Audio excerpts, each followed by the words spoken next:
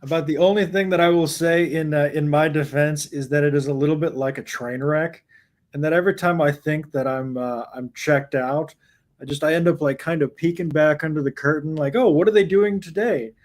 Oh, they killed Loyal. How interesting! Why did they do that? I saw it coming. I'm just like, motherfucker, is this really gonna really? Oh my god! I'm like, dude, he writes the equivalent of like the Odyssey and the Iliad at the end of this. Mm-hmm. Like it's a huge thing. It's not a little thing. And so we're just gonna get a song about Perrin, who's been destroyed as a character, and makes me really sad. You know, at least he can emote without just opening his mouth. You know, after a couple seasons, he is a better actor now. They're not really doing him any favors, but they are not. Do. So I guess let's. If you want to talk about that, you said that this episode 7 was kind of your breaking point. Was there? I mean, I'm wishy-washy because I think I've said that at the end of season 1. I'm like, what the fuck? And then at the end of season 2, I was like, well, okay. Also, what the fuck? And now I'm just like, come on, man. Like, I feel like the next episode is gonna have Fonzie with a motorcycle and a pool and a shark. I think that is a very, very fair assessment. There's no way that next episode is not a train wreck. Like, a good production team would have problems wrapping up all the threads they still have floating out there. And these guys are not that. No, and I mean, I know, and I hate to say that kind of stuff because you got to know, like, everybody on this works hard. Everybody wants it to succeed. And sorry, I'm gonna need another drink for this, brother. Dane, right. You're welcome. Cheers. Dane should do audiobooks, by the way, with his reading of the fucking the ASMR with the strawberry or whatever. Oh my god, I couldn't take it. His warm berry from his pocket all day that's not smushed at all. Why did they do that? I really wish I would have applied for the continuity director because I feel like I could have got it. You know, I feel like I'm pretty good at that kind of stuff. Right. I mean, it's not like. Do they have one? I'm pretty cheap. Right. Throw me $20 in an autograph. Like, yeah. Give me a sweatshirt. Let me be an extra in a couple episodes. I'll be good. Right. Mission accomplished. It absolutely blows my mind that they couldn't do 2 scenes of Perrin leading some Two Rivers boys around messing with Trollocs. Like, talk about a layup. Like, that's all you need to do. Maybe just 2 Trollocs and they're like tracking them, and obviously, and then you see like a CGI horde kind of like camp or something. Like, I would have liked to see that instead of Alana and Maxim fucking. Which was, hey, I like some fucking, great, but just let's go. You know what I mean? Like, the amount of time that was spent with those 2 characters blows my mind. And the lack of chemistry. Yes, and the lack of chemistry. Even if I knew nothing about these characters and these actors and these people in real life, 0 chemistry. And you know what? She's a little thick, but I think Priyanka Bose is pretty hot. But you know, there's been worse. And it's not like Maxim's a bad looking guy either, but it's just like, dude, it's not working. Right. It's one of these issues. I think if you cast a gay actor and then ask him to have like super spicy romantic chemistry with a woman, like, it's hard enough to have chemistry just normally on screen. Sex, I get that. 100%. Yeah. It's like, you know, case in point. And I just want to say this. I'm so sick of people saying, I want more episodes. Yes, of course. But you see shows like The fucking Last of Us that have 9 episodes and fucking destroy the source material. Granted, it's a game. There's a lot. It's a lot more straightforward of a story, I suppose. But I watched the 3rd episode and you call me what you want. I fucking cry at the end of that episode every time. And those 2 guys, I know that fucking Ron Swanson, Nick Offerman, happily married dude. I think the other actor may be gay, but they have this awkward, like, autistic chemistry where it's obviously that they clearly love each other. And you know, it's one of the better episodes of TV I've seen in most recent years, the way it's done. And it's just great. I will cry and grab my wife's hand every time. And just because it hits me in the feels. And like, don't tell me you can't get shit done in 9 episodes. Oh, 100%. And it's just a matter of efficiency. Just don't waste your time. All of this Leandrin stuff blows my mind. Like, not to put too fine a point on it, but who gives a shit about Leandrin? Like, wrap it up. And even more sad, it's some of the better, like, done stuff in the show, and I'm not that interested. Kate Fleetwood's a great actress, but I think that she's nailed the part that she's been given in many ways, but I just don't care. Like, you have to make sacrifices, and it's something that is, in my mind, unnecessary. And I would agree, but to an extent, it's also damaging in the sense that, like, you know, as a show, you know, you only have so much in the way of kind of emotional capital that you can kind of use. And they're giving it all to her. Yeah. Especially this season. It's weird. And I don't understand it. And I think it may just be a situation that they really like Kate Fleetwood too much. I also have a theory. Okay. Rafe's mother. So like a, you know. I saw somebody on Twitter post something like that, and I was like, man, that's you know. Oh, really? Yeah, it was I gotta find it because it was kind of out of nowhere. So I think usually this person is fairly demure with their criticism, but all of a sudden it was all of a sudden Rafe has mommy issues, 4 paragraphs of it from the top rope, and I'm like, wowzers. But yeah. At the risk of sounding insensitive, man, I lived in Seattle for a long time. I worked on Capitol Hill for a long time, which is like, I mean, not so much anymore, but it was the gay neighborhood for a long time. And a lot of my gay coworkers, friends, the dudes, they honestly do have, it's like mommy and daddy issues, but usually they're really close with the mom, and the dad was probably a shitbag. Not all of them, but a lot of them that I've seen is very much the case. So, you write what you know, right? Especially the amount of day drinking and hanging out with friends that this show does. Like the scene of Perrin and Aram and the Tinkers sitting at the table, kind of talking to each other, as like the battle is like 2 hours from kicking off. I'm just like, isn't there something? Yeah, let's have a snack.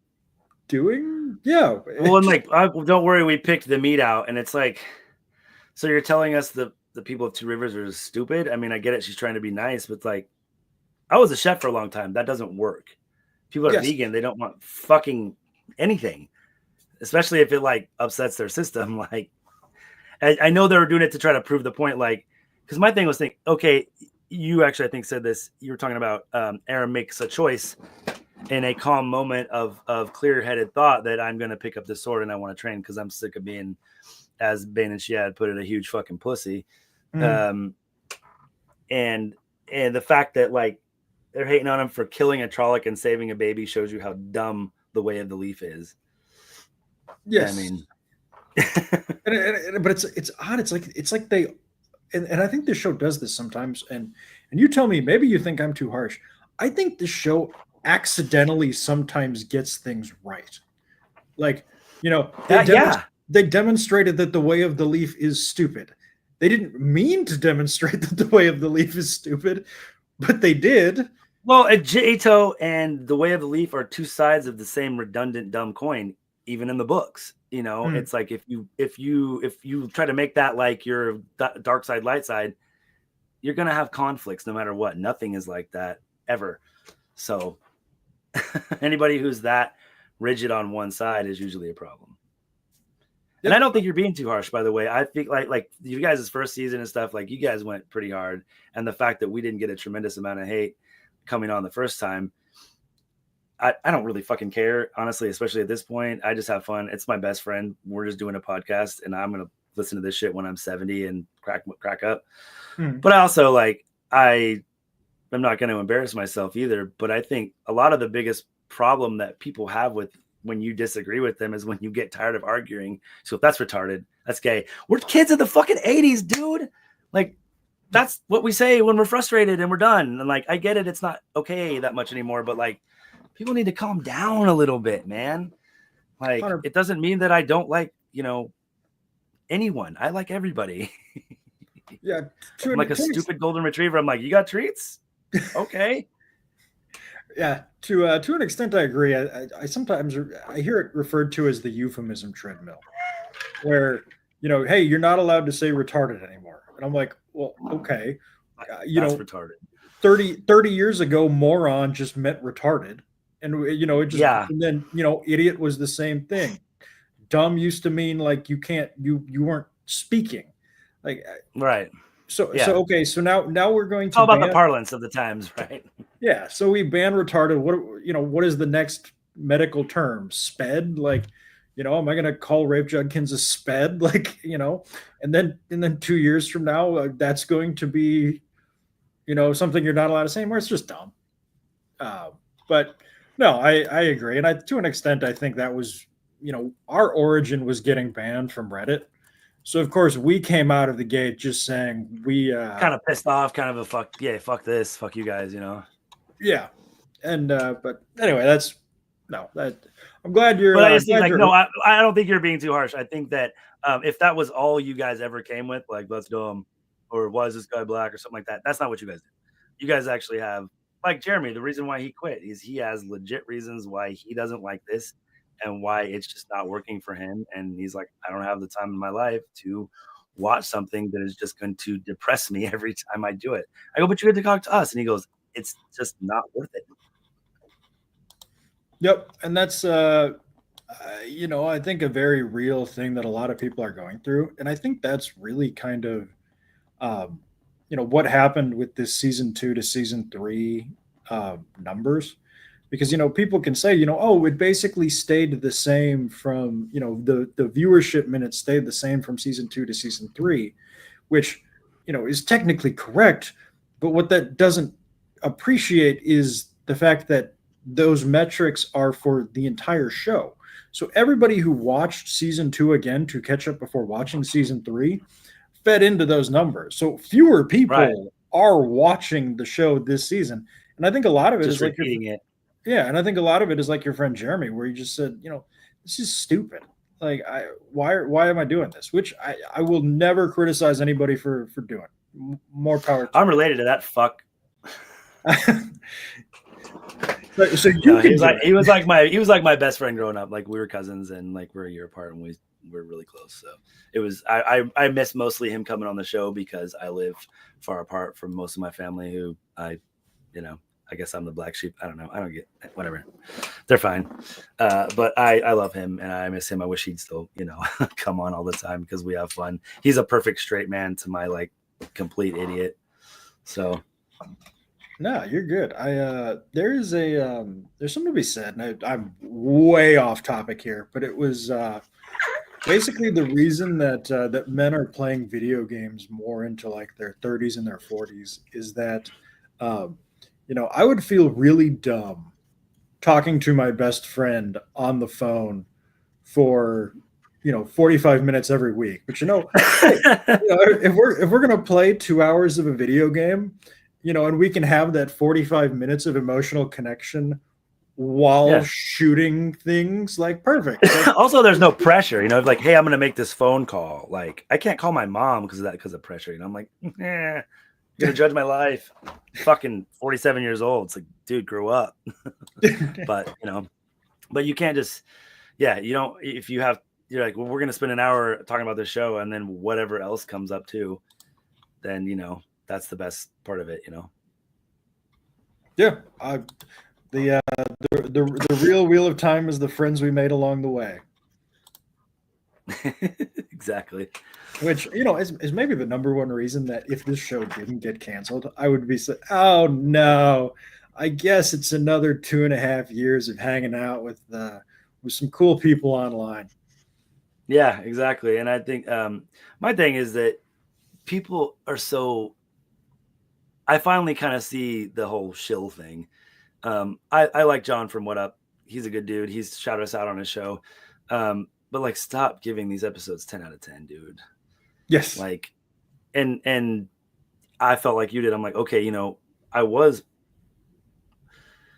mostly pleased with how it was going so far. I mean, it was entertaining. They were hitting stuff from the books. Most of the things, even though rushed and some kind of silly, you know, it was satisfactory to me. I didn't think episode 4 was as amazing as everybody thought it was. It was good. It was really good, but like, to just lose your mind over it. What cracked me up about episode 4 was the second half of episode 4 was like, oh, well, hey, why didn't you do this all the time? But even with episode 4, you still had to take out the first half to really be able to kind of enjoy it. Yeah. But like, why couldn't we have got that like sword fighting with Rand and Lan any fucking where before now? I get second season they weren't really around each other, but there's no place you could have just slid that in season 1. Yeah. Like, there's just nothing. And it's like, that would have been something that would have been, now that it's so far along, it's kind of like, who cares? Oh yeah. Like, focus on other shit. Yeah. And it's unfortunate that, like, you know, even if they decided all of a sudden, hey, we're going to start making this great, they would still have a massive problem that they've already established these characters. And so them all of a sudden doing all of these great things would feel incredibly unearned, because it would be like, wait, when did Perrin become a champion sword fighter? Or, you know, the episode 7 thing. Why the fuck did he have a sword at all in like the second season? Like, just stop it. What is so hard to... Nice. Hey, Steve. Why is it so hard to just give him a fucking axe from day one? Because he killed his wife with it? Who gives a shit? That was quick. Holy moly. Hi. Sorry. What up, brother? I hit a button. I'm here already. Hey, what's going on? I didn't mean to interrupt. Sorry. Quick costume I think change. that's my I interrupt like it's my fucking job, so I'm cool. I deserve it.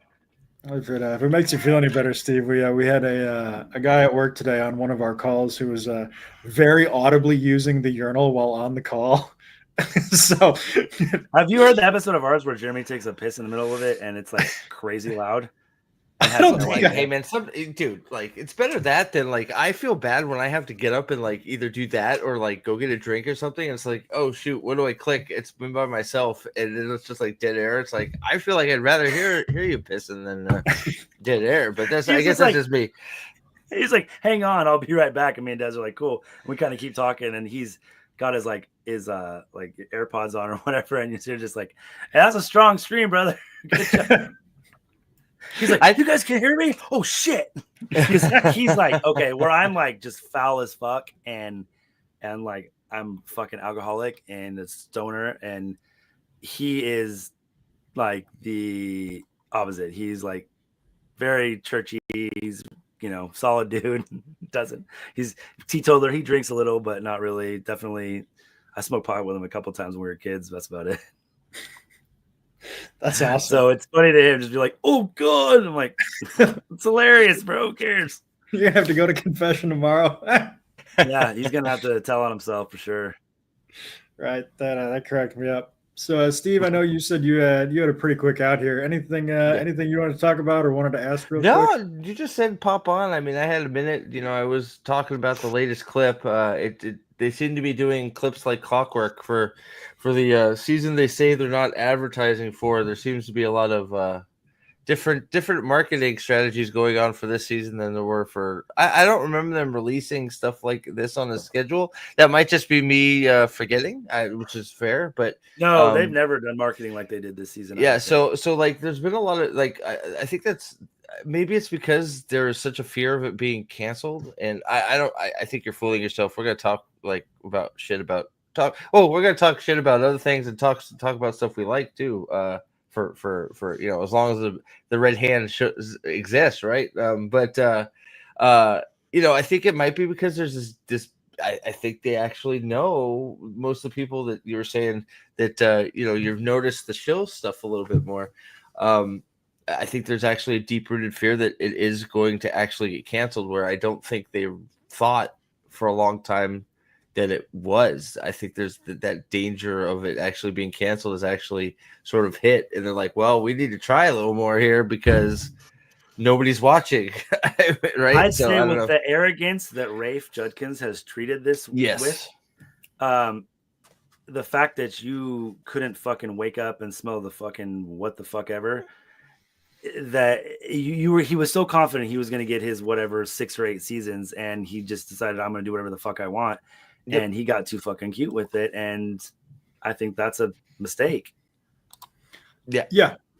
I think it's to be arrogant, to be so arrogant after functionally losing 50% of your audience between seasons 1 and 2 just blows my mind. Like, if I had a bad enough season 1 that 50% of the audience just checked out and never came back, like, I would seppuku myself. I would go on Twitter Live and say, I realize all of the mistakes that I have made. I realize all of the criticisms that you have.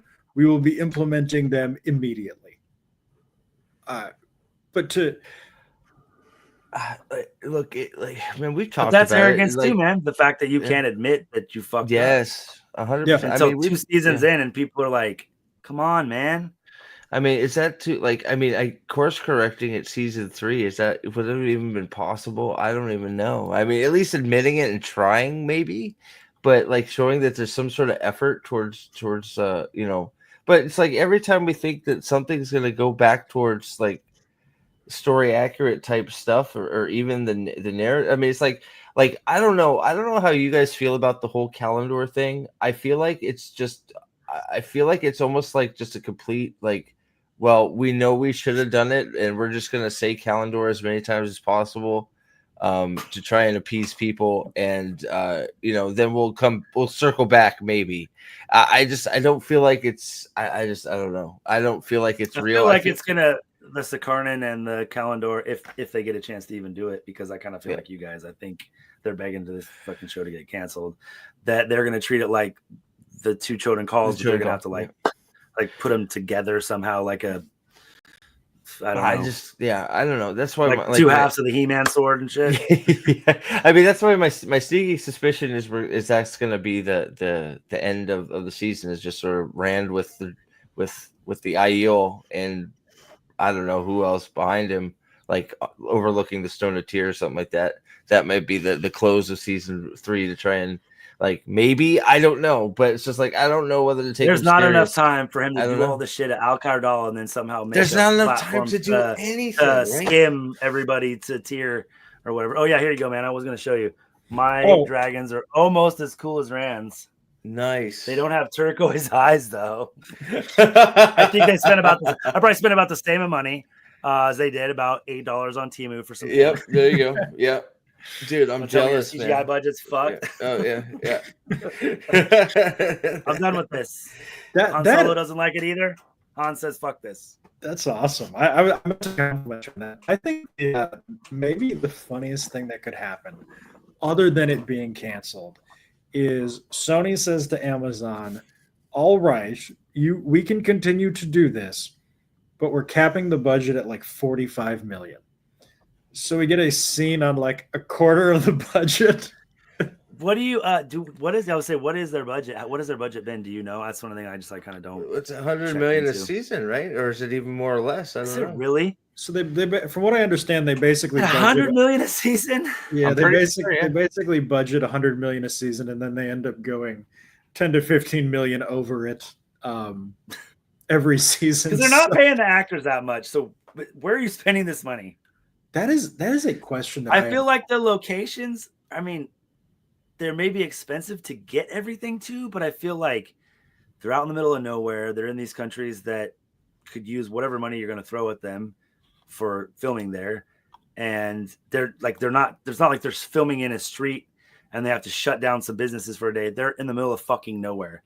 So it can't be that much except for like get shit there. Like, where is your budget going? Your CGI is not that great. You had no fades. I've even seen a fade this season. I don't think we've seen one.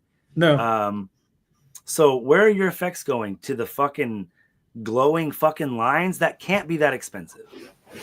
I would think Like, so. well, I do like how the channeling looks. I'm not upset. That's one of the things I've been happiest about is the magic mechanics. They look pretty cool. I know I seem to be alone with that, especially I have you seen Discovery of Witches? I wish they sort of did something that way. I haven't. I thought about watching it. Is it? I want a more depth just so it's I like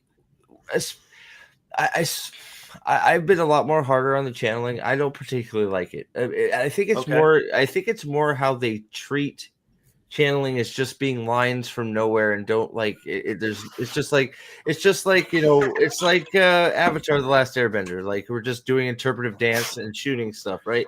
If you end up Moraine watching, especially is very theatrical. Well, in Egwene with her crumping, doing her chest weaves, right? It's like so it's like so I yes, they've changed it season to season. It looks like they've at least sort of tried to make it a little better. Maybe like they put in that effort.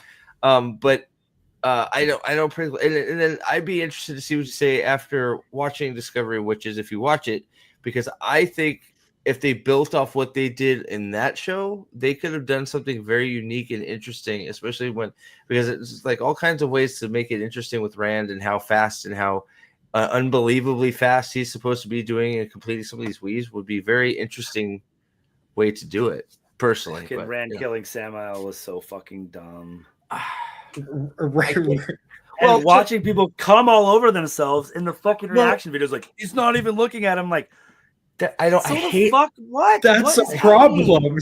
You fucking milking a cow to kill him, and then the lightning looked like fucking what the fuck with Billy Zane. I'm so glad. I'm so glad I'm not alone. I fucking.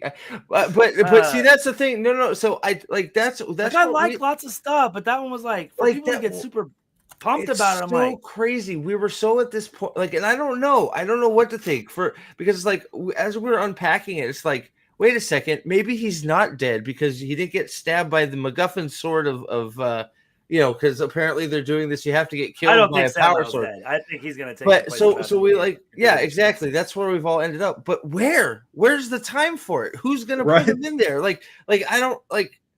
I think he might actually be dead. Like because it's like, they'll have to cut it out so that Maxim and Lana can fuck again, and then like, oh, sorry, exactly. Somehow is gone, bro. There's no time.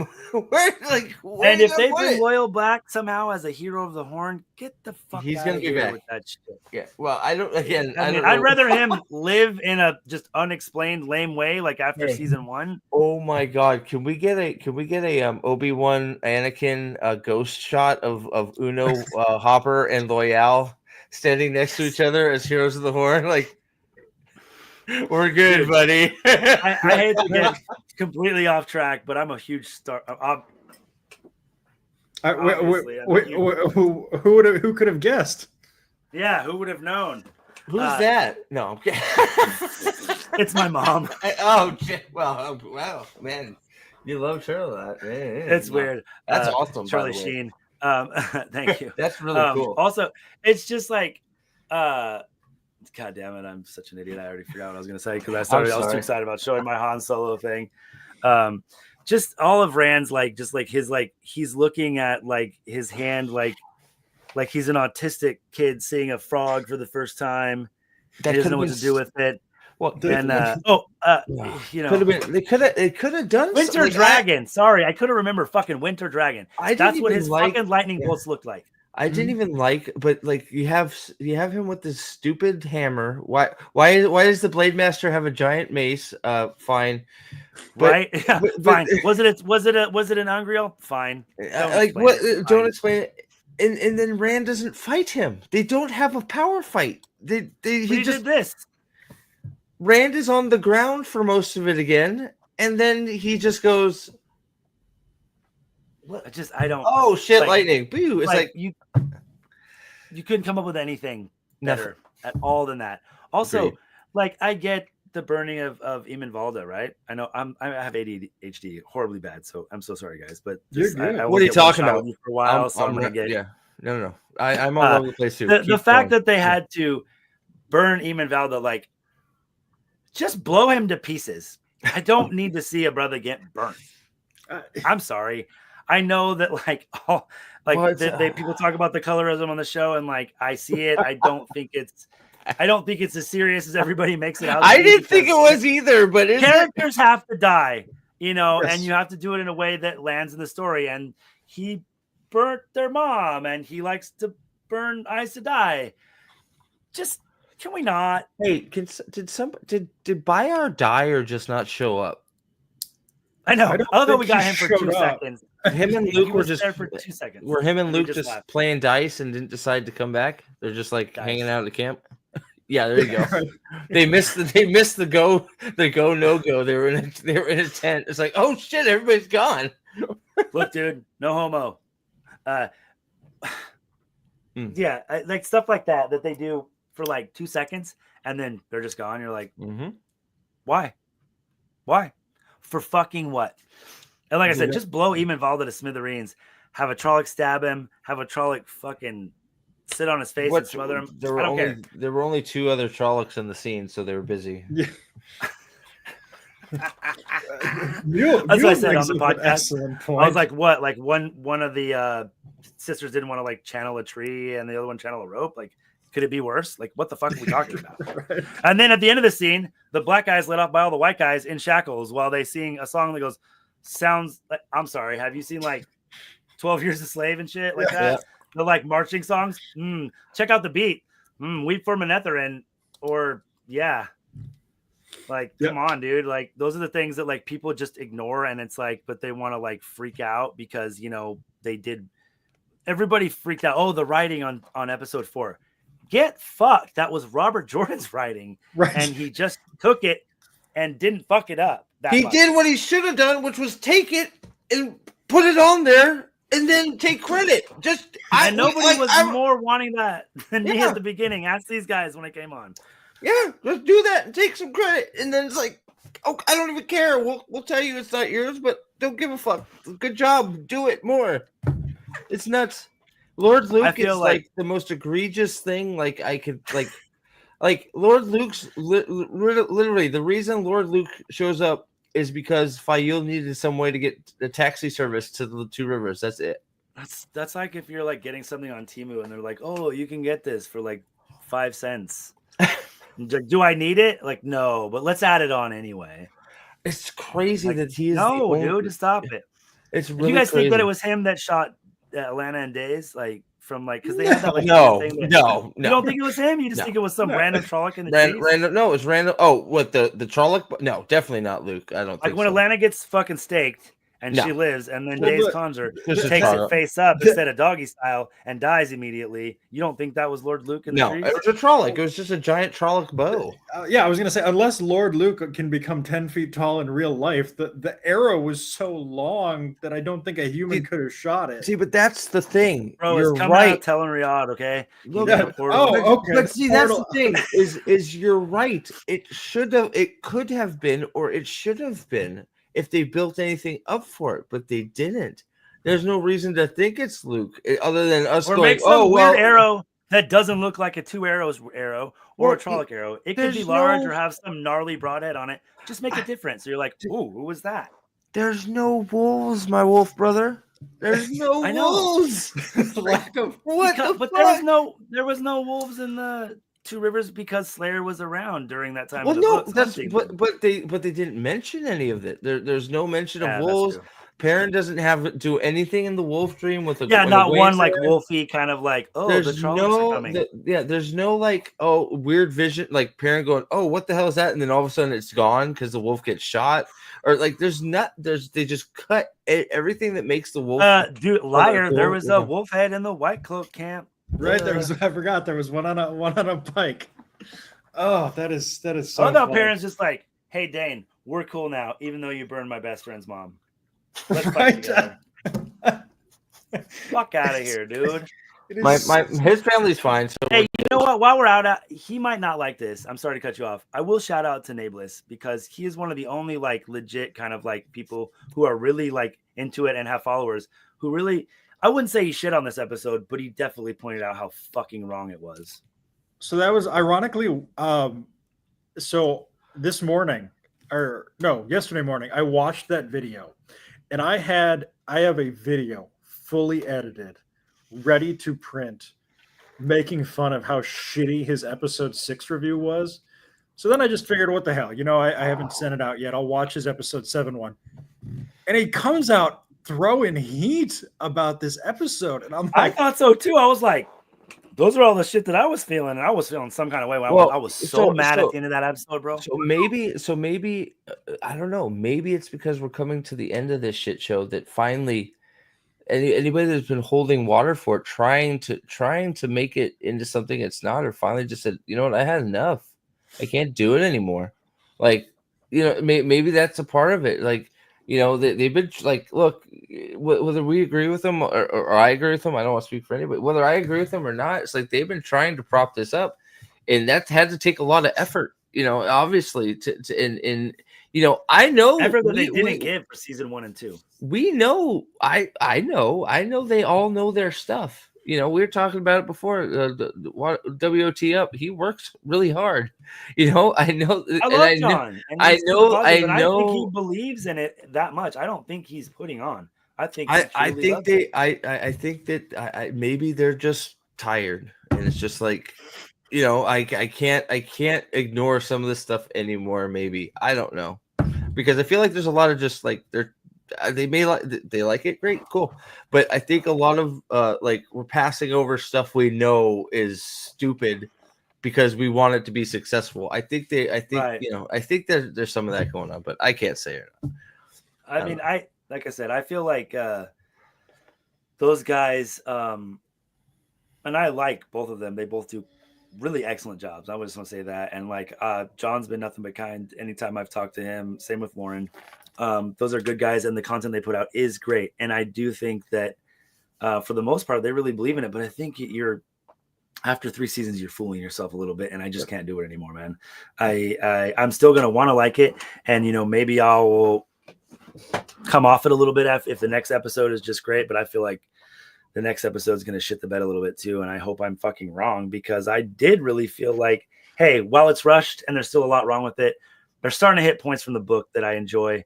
And they're doing it in a mostly satisfactory way. I'm not in love with it, but for what it is, I can watch it and enjoy it. But after the 7th episode, I just went right back to I'm like, well, what I want to say before parting, because I gotta head to work.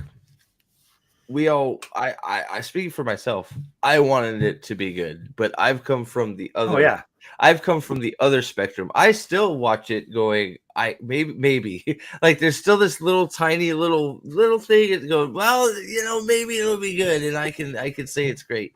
But I'm sort of the other end of that same spectrum. I watch everyone wanting it to be good as well, but I don't see it for most of it. So the other end of the scale, I don't agree with them, but I respect the work they put in. They put in a lot of work, and I try to not make it personal when I criticize for that exact reason, because I know people who are working hard on it. And I don't do reacts for that exact reason. I know it's hard to do what they do, and I may not agree, but I can respect the job they're trying to do. So but with that, thank you for letting me pop in, Mr. Alex, and keep up the good work. And you're popping off, so a little bit, so keep it going. And it's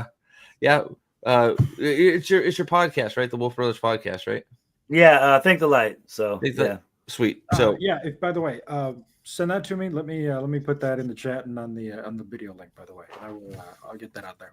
Perfect. All right. Well, yeah. So that way I can check it out too. So thank you guys for having me. And hey, sub to your boy if you're not. I'll see you guys tomorrow at some aspect. I will, brother. Nice to meet you. All right. Yeah. I'm not that evil. I'm just a little evil. So if you want to chat, hit me up. So thanks, guys. We'll talk later. Bye. You spell wrong, Massima. Right. He's such a good guy. But I guess I think everybody in the chat is right, but I also think I think you've got it right. I think a whole bunch of people want this to be good, and they're wanting it to be good means they don't want to criticize things, because I think I told you this. I went to that Jordan Con after season 1 came out, which was basically where all of the biggest people, like supporters of the show, were. and like, you start a conversation with them, and then all of a sudden you just kind of like lean over to them and you go like, all right, like between you and me, this thing has massive problems, right? And they're like, oh yeah, no, we know it's got big issues, but it's going to be better next year. So that was my experience, and it was nigh universal. But no, I will give those guys all the credit in the world. They do work hard for it. I'm mostly mad at Rafe because I know that as the showrunner, and like, I don't want to make this personal. It definitely, I don't know that guy, and I'm sure he wants to do a good job. The thing that makes me most upset is it's kind of, you said something about it earlier. It's either so heavy-handed that you're making it for like third graders that don't understand interpersonal relationships, or it's so subtle that unless you've read all the books multiple times, it won't. Not only will it not land, it might be confusing. It might just be completely missed as just a fucking normal line of dialogue. And when it's supposed to be very important. I notice things like that all the time, and I'm usually so annoyed what's going around it. I don't fucking care. And I think as someone who really wanted to like it and did my best, and there's so many things actually that I do love.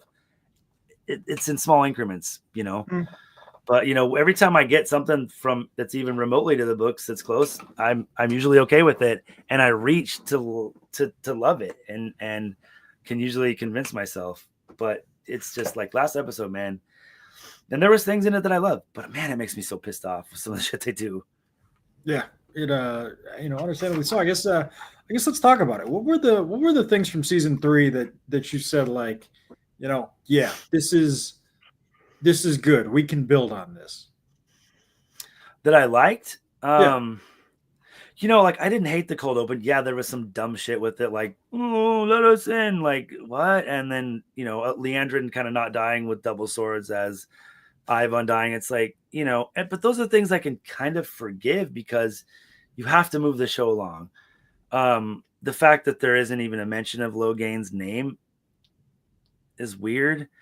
I liked being able to see Varen. I think she's one of the better characters I like.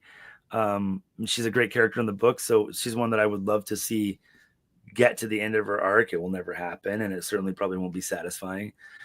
But it's like the things that I really like that give me hope are always Easter eggs and little things, and it's always just this little taste to me, like, ooh. And then you get to episode 4, and that you get to see something that is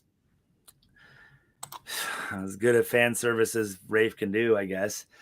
And you get kind of like, oh shit, are we really gonna turn the corner and this shit's gonna get fucking epic? And then and I didn't even hate the next episode. It was fun. The Hills of Tanchico, all that. Like, I already like Elaine's character in the show fucking million times better than the books. I'm kind of in love with her. Don't tell my wife. Fucking. And even an example of that sucked. The Hills of Tanchico, great. It's about boobs, right? Obviously, it's about the domination bands too. Do you think anyone's going to get that except someone who's read the fucking books a million times or watched YouTube videos? No. I get it. It's a community and it's a discussion, but nobody's going to fucking get that until they watch Lauren's video or they're like us. Like, I got it immediately. I'm like, oh shit. I guess triple entendre. It's about the geography, the titties, and the domination bands. Mm. Yeah, it's an interesting look at kind of what the show could have been, but it's another one of those things that I look at that scene and with the singing, and I'm just like, they really liked it, but they had to make like 4 kind of wild jumps in order to get them there. Like, why does Elaine know the song? Like, why does this random dude recognize her from her Instagram page? And it's just like, why does she know how to make toilet wine? Yeah, and it's just like, it's such a weird way of making television. But I don't know, it cracks me up sometimes. I would agree with you. I think the Varen actress is a she's good amazing choice. and I wish she would have been able to go with Rand, Matt, and Perrin in season 2, because I think that would have been able to give a more human side to the Aes Sedai, an Aes Sedai that I don't loathe all the time, because I'm just done with Moraine at this point. She won't stop whining.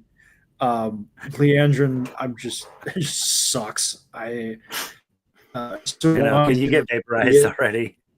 Yeah. It's tough.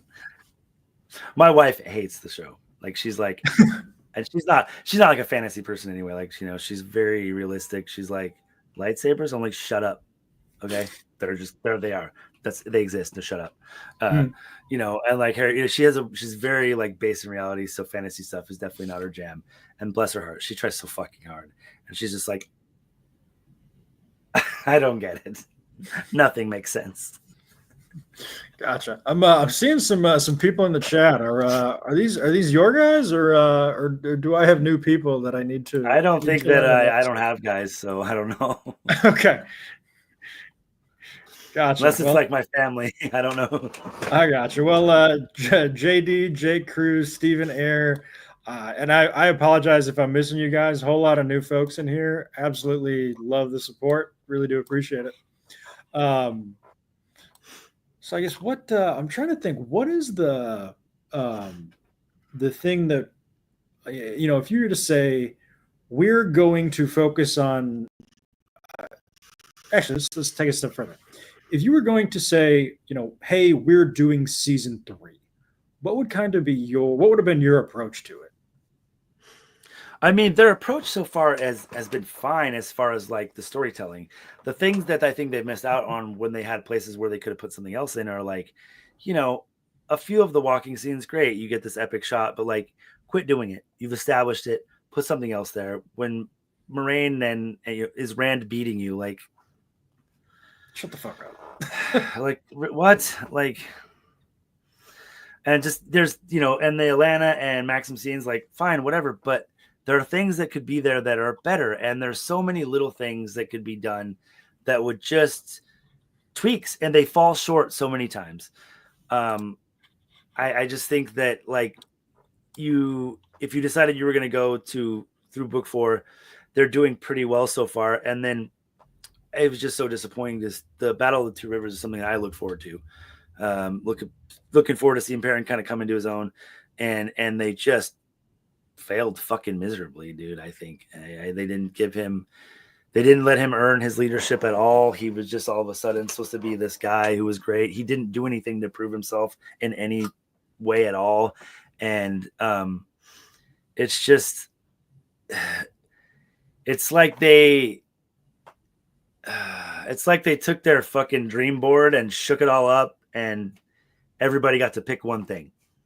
And so some things are great, and some things are just like, your fucking drunk uncle picked some dumb shit that he was just like, well, want to see this. All of a sudden, like, Springsteen's on the jukebox. Yeah, you're like, my, how you've grown. Get out. Right. You fucking creep. Real quick. But yeah. You wanna read this one? Trying to send a super chat earlier. Maybe this work. Really appreciate what you guys have been doing. Honestly, critique the show. Thank you. Yep, Stephen Ayer, $10 super chat. Really do appreciate it, man. I absolutely, and I fucking hate talking about this shit, but YouTube stuff. But one of the things that cracks me up more than anything else is when people comment in these videos that like, oh, you're just hating on it for money. No, let me assure you, Amazon claims. Oh, we're making books, people. We're making books. Amazon copyright claims every single video that I have. I have not made a dollar on one of those videos yet. So, no, all criticism is from the heart. I'm a hater for the love of the game. Actually, yes, Lady B, that is a great idea and definitely something we should do. Yep. Thank you for the super chat. That is awesome. Yeah. So I guess when you're talking about Perrin, the Two Rivers is, the Battle of the Two Rivers is your end game. So why would you not spend every minute of his storyline making him come off as an alpha male, a guy that everybody wants to rally behind? Like that should have been the number one priority of that storyline, and it failed utterly. It fell right on its face. He was in one fight, and he basically fought Dane Bornhold to a draw, while 4'4", 71-pound Fail is killing everybody and takes out Dane at the same time. It's like, why would anybody follow this doofus? Yeah, he's just a fucking dweeb. Hey, and you know what? It's absurd. It's totally absurd. I wanted to love Perrin so much, dude. And, I don't dislike Marcus Rutherford. I think he's gotten much better as an actor. And I think a lot of the actors in the show actually do a really good job. It's just, fucking make some steak out of this fucking chicken shit.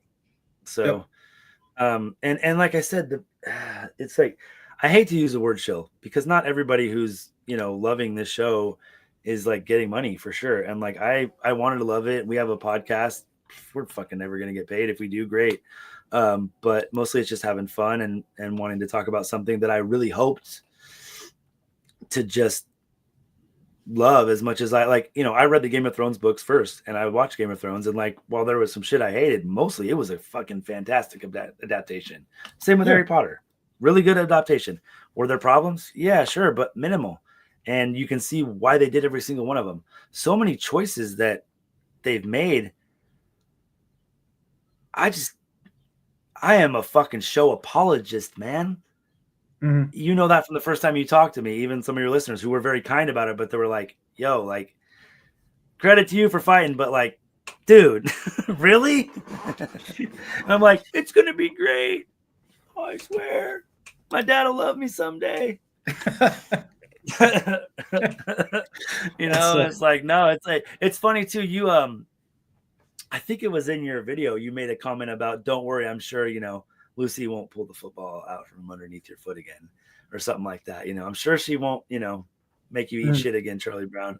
And Jeremy says that all the time. He's like, I'm sure it'll go good this time. I'm sure Rafe will never hit you again. I'm sure he's great. He's changed, right? I'm like, he's better. He doesn't drink anymore. He stopped drinking.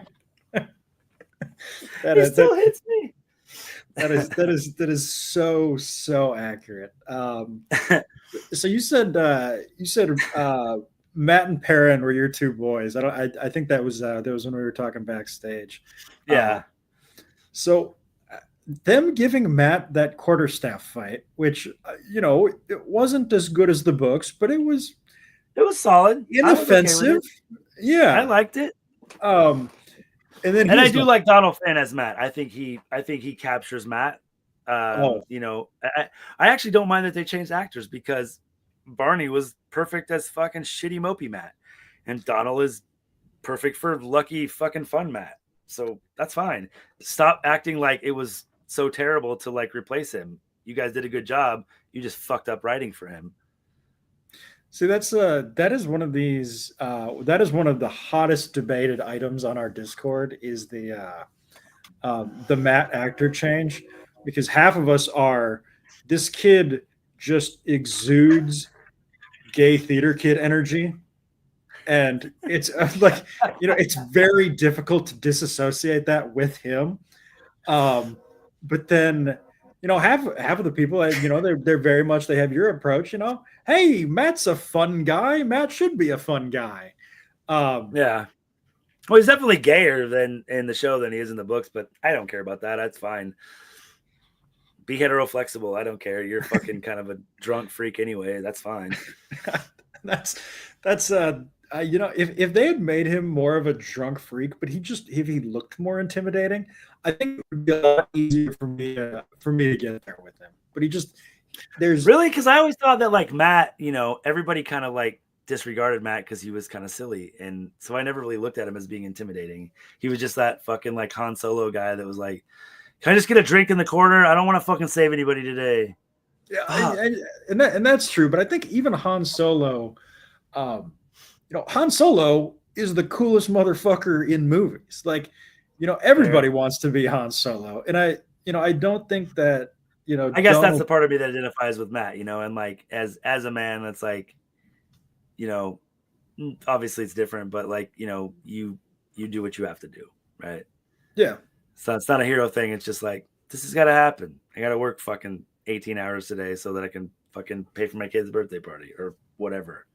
100%. And that is, it's one of those things. I really didn't like him in season 1. Especially the beginning, I thought the shitty Cawthon parents were a bad choice. That sucked. When you put it like that, I now actually kind of see what they were going for, and I'll be honest, I didn't before, so I do appreciate that. But he needs to be doing other things. He can't keep just kind of following people. Like unlike Perrin, his character still in the show has a lot of potential to be bad as fuck. You've seen some glimpses of him being really tough. Even when Barney just like points out the fade with his fucking weird face in season 1, you're like, okay, Matt has something intriguing about him, whatever it is. We don't even know what it is yet, but it happened to be the dagger that season. But he's an intriguing character for a lot of reasons. And honestly, the most fucking boring character is fucking Rand, man. Like, they've done our boy like really wrong. He's gotten I can't get over the killing of Samael, dude. It's just like it is fucking Winter Dragon bad, man. Like, has no one else said this? I haven't seen people make that comparison, but I sometimes think Winter Dragon gets memory hold away from the franchise more than it should. People want to forget that shit. Yeah, that is a wild story, and one of the things that I always crack up when people say like, oh, Robert Jordan's widow doesn't hate the show, and I'm like, Robert Jordan's widow got fucking paid. Well, not only that, but she got fucking sued by the 2 of the producers of this show for shitting on Winter Dragon. So yeah, of course she's not gonna come out and shit on it. No shit, I did not know that. Yeah, so I don't know if this is some deep lore here. I'm sure most of the audience has heard it before, but I'm gonna rip through it again real quick. So the Wheel of Time television rights were bought by this company iWatt/Red Eagle. If you watch all of the credits, Red Eagle, yeah. So, but they rebranded as this company called iWatt. So if you rewatch the credits of this show, you will see their logo because they are producers on it, and they were even on the Prime show. Yes, on the Prime show. Oh, so they get a producer credit, motherfuckers. Yep. So they were in negotiations with Sony at the time when their contract for the rights was about to end. And so they said, okay, we need to make something in order to reset the time on to keep the rights, right? I did know that. Yeah. So they made Winter Dragon, and then when Harriet said, what the fuck is this bullshit? They sued her. Really? Yeah. Yeah, they ended up fucking priceless, dude. I love that. Right, and they ended up settling out of court. So every time, somebody says, well, she isn't saying anything bad about it. Well, first of all, she's fucking 85. I don't think she fucking watches it. And second of all, what is she gonna do? Get sued again? Like, Yeah, no, I have I'm at the end of my earning potential, so I'm just gonna shut the fuck up. Collect these royalties. Go to the fucking beach and garden or whatever that 85-year-olds do. Right. Shit, man. Okay, I look. I'm sorry. I'm looking back through my notes. There's some things that I would like to ask you about instead of just being here like a lump on a fucking log. Hate the Bubbles of Evil. Like the Bubbles of Evil. It took me on rewatch to realize that it was orchestrated with Lanfear and Moraine, and I'm like, what the actual fuck? See, that was my reaction. My reaction was people weren't even mad about it. Right, yes. Lan and Moraine teamed up with Lanfear to arrange a false flag attack against the Brandon team. And people were like, oh, yes, this is totally normal. As far as the actual, the bubbles themselves, I didn't Like, I thought they were done well. The Rand and Well, Egwene 2 out one, of 3. I thought was decent. My only issue was they couldn't let Rand figure it out. Egwene had to be the one like, destroy the mirrors, stupid. And he was like, oh, the mirrors. First of all, why aren't you doing it? You can also channel stupid, but like he was like, oh, yes, Egwene, thank you for telling me what to do. The mirrors. And then he did it. So I mean, like if you removed that one particular piece of it, I would have been fine with that one. I didn't understand Matt and the cards. That was odd. The axe I didn't think was. I don't understand Matt and the cards. I mean, like, I get it. Like, they weren't going to do that, but like, he's just hypnotized for why? That was actually because the gray. Okay, if the gray man had been Lanfear's, okay, yeah, but it wasn't. So why? Just why? What was it Those about? are the type of things, like, as someone who wants to love the show so badly, just overlooks. Yeah, yeah. So it's like it's kind of mind blowing, certain things. Sorry, I'm just gonna keep doing this, man, because I've had so many things that, like, watching your recaps and things like even last episode at the beginning, Dez is the action guy. He's like, I love action. If you put action in it, I'll just fuck it. I'll pull my pants down and I'll sit there and I'll fucking, it's fine. He's like, I got everything I wanted in this episode and I fucking hated it. He's like, less characters should be good. Nope. Battle scenes. Nope. So I'm like, Desmond's going to hate fuck this episode. If Jeremy was forced to watch it, he'd probably just kill himself. And I can't wait to hear what Alex and the boys say, because they're just going to shit the fuck all over it, because it's got so many fucking holes. Worse than Swiss cheese. Yeah. Like mortadella with the olives poked out. It's worse. Just how fast Tufail starts giving, like, parent lessons and, like, this is how, a lord would act. And it's like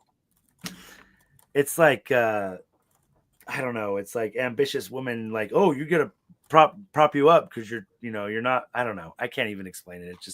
It's annoying. And like, you guys talk about, like, the masculinity of some of the characters in the show. And like, Robert Jordan's world was intentionally at the beginning, especially the females were the power. They were the power in the world. And I don't have a problem with that. But the fact that he's leaning into it so hard in such a cornball way is what sucks. Make it matter.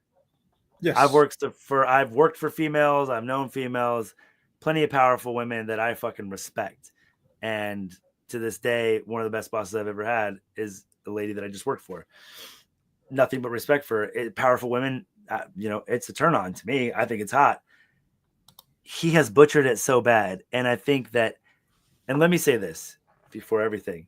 I was talking with someone at work today who is a lesbian, and we were talking about TV shows, and I brought this up. And I brought up the fact that Rafe is who he is. And she was like, he's coloring it. She says, I've never watched the show, but from what you've explained, he's coloring it from his own struggle instead of trying to look at it as a whole in a story sense. And he's trying to make it his own experience, which is excluding a fuck ton of people who really think about things and really look at it as what's being done in a whole. He's isolating people like you or me who are open. I don't remember you, but I am really open-minded. I'm up for anything as long as it's fucking good. And, he's made it so personal that it's hard to really fall in love with. Yeah. The target audience of the show is far too narrow. And I think that's a problem that a lot of I think it's a problem a lot of left-leaning people have, is that they they tend to make entertainment for other left-leaning people. Now, conservatives have the opposite problem. Let's slam the message, right? Let's slam the message. Things need to change. I get it. I'm not watching this show because I need to change. I'm about that life, Yeah. So, but I think it's one of those things that it's they try to they try to do something other than tell the story. You know, they get this sense of self-importance that I need to change the world with my art. I put the fries in the bag, motherfucker. Tell the story. Nobody cares about your fucking philosophical. Right. And if it fit, you know what? If you can throw things in there and it fits the story, I'm fine with it. Don't change the story to make it your narrative. Yep. I don't love that. And there are plenty of things that they have changed that kind of fit that narrative and are fine. And some have been welcome change in the show. Like, I don't hate that Elaine and Avienda are fucking now. I would have preferred it to be after it's a kind of polyamorous situation with her and Rand and the three, not before. I think it would make more sense. But I prefer that to some polygamous shit and having a harem to me. But the way it was handled was poor. It's not about the source material. It's that it was handled poorly. You dropped the ball. Yeah. And, as far as the Elaine Avienda thing, for me, that was one of those situations like, people say like, well, oh, they were lesbians in the books. Like, first of all, no, they weren't. No, they weren't. Don't lie to me. No, Okay. Weren't. If anything, they were pillow friends. Suwain and Moraine. They were pillow friends. They weren't having like a full-on relationship. There's mention of someone who is Elida's pillow friend in the 12th book. So it's not like it's unheard of, and it's not like it's not happening. But don't act like they're fucking card-carrying fucking gold stars, because they're not. Yeah. So first of all, don't lie to me. Just say we made that change. But hey, we got drunk and hooked up. Who gives a shit? Yeah, but second of all, they talk about this like it's this great relationship, and like you can literally see that at some point in the episode, somebody went, "Wait, don't they need to have one conversation before they start boning?" Like, Avienda carry fucking apples for anybody.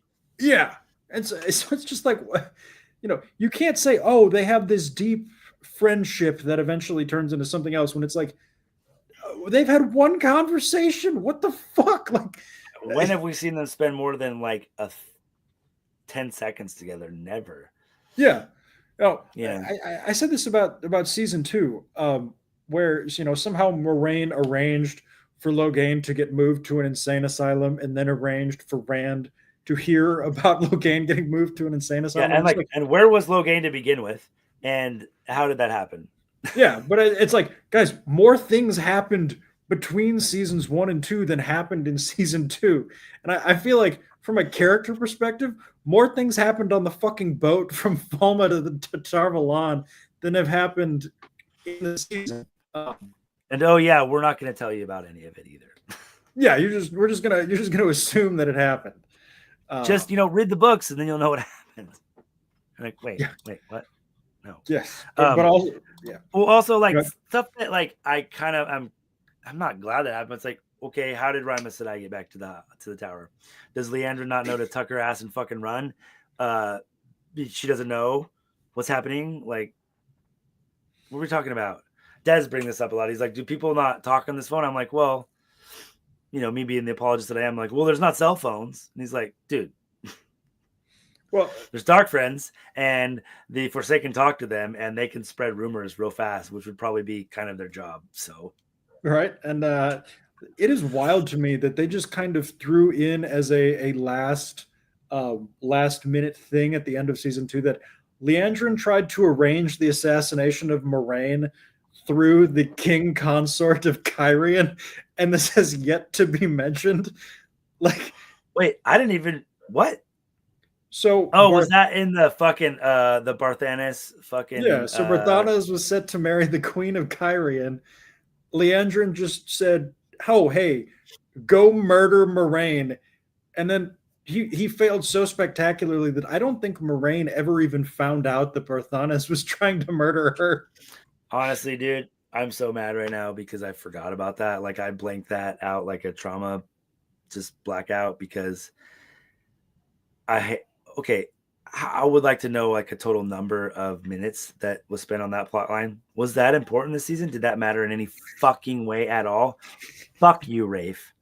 It did not even a little. Like, it's aggravating, right? Like, those are the things that, like, I can forgive tons of stuff, but it's like you spent so much time on that, and for fucking what? Literally for what? Well, what happened last season? Did it matter in any way? Yep. Other than to like, hey, we better have, Rosamund Pike on screen. Well, make her do something fucking worthwhile. Yeah. There's so much shit that she does in those books. Mm-hmm. Figure it out. Like, and that's why it's like, the writing part, the only time it's ever been decent writing is when they're just using source material, which is kind of finally this season. And I get so excited when there's some sort of fan service. And then I watch a show like The Last of Us and I'm like, fuck. I haven't even played that game and it hits like a motherfucker. So.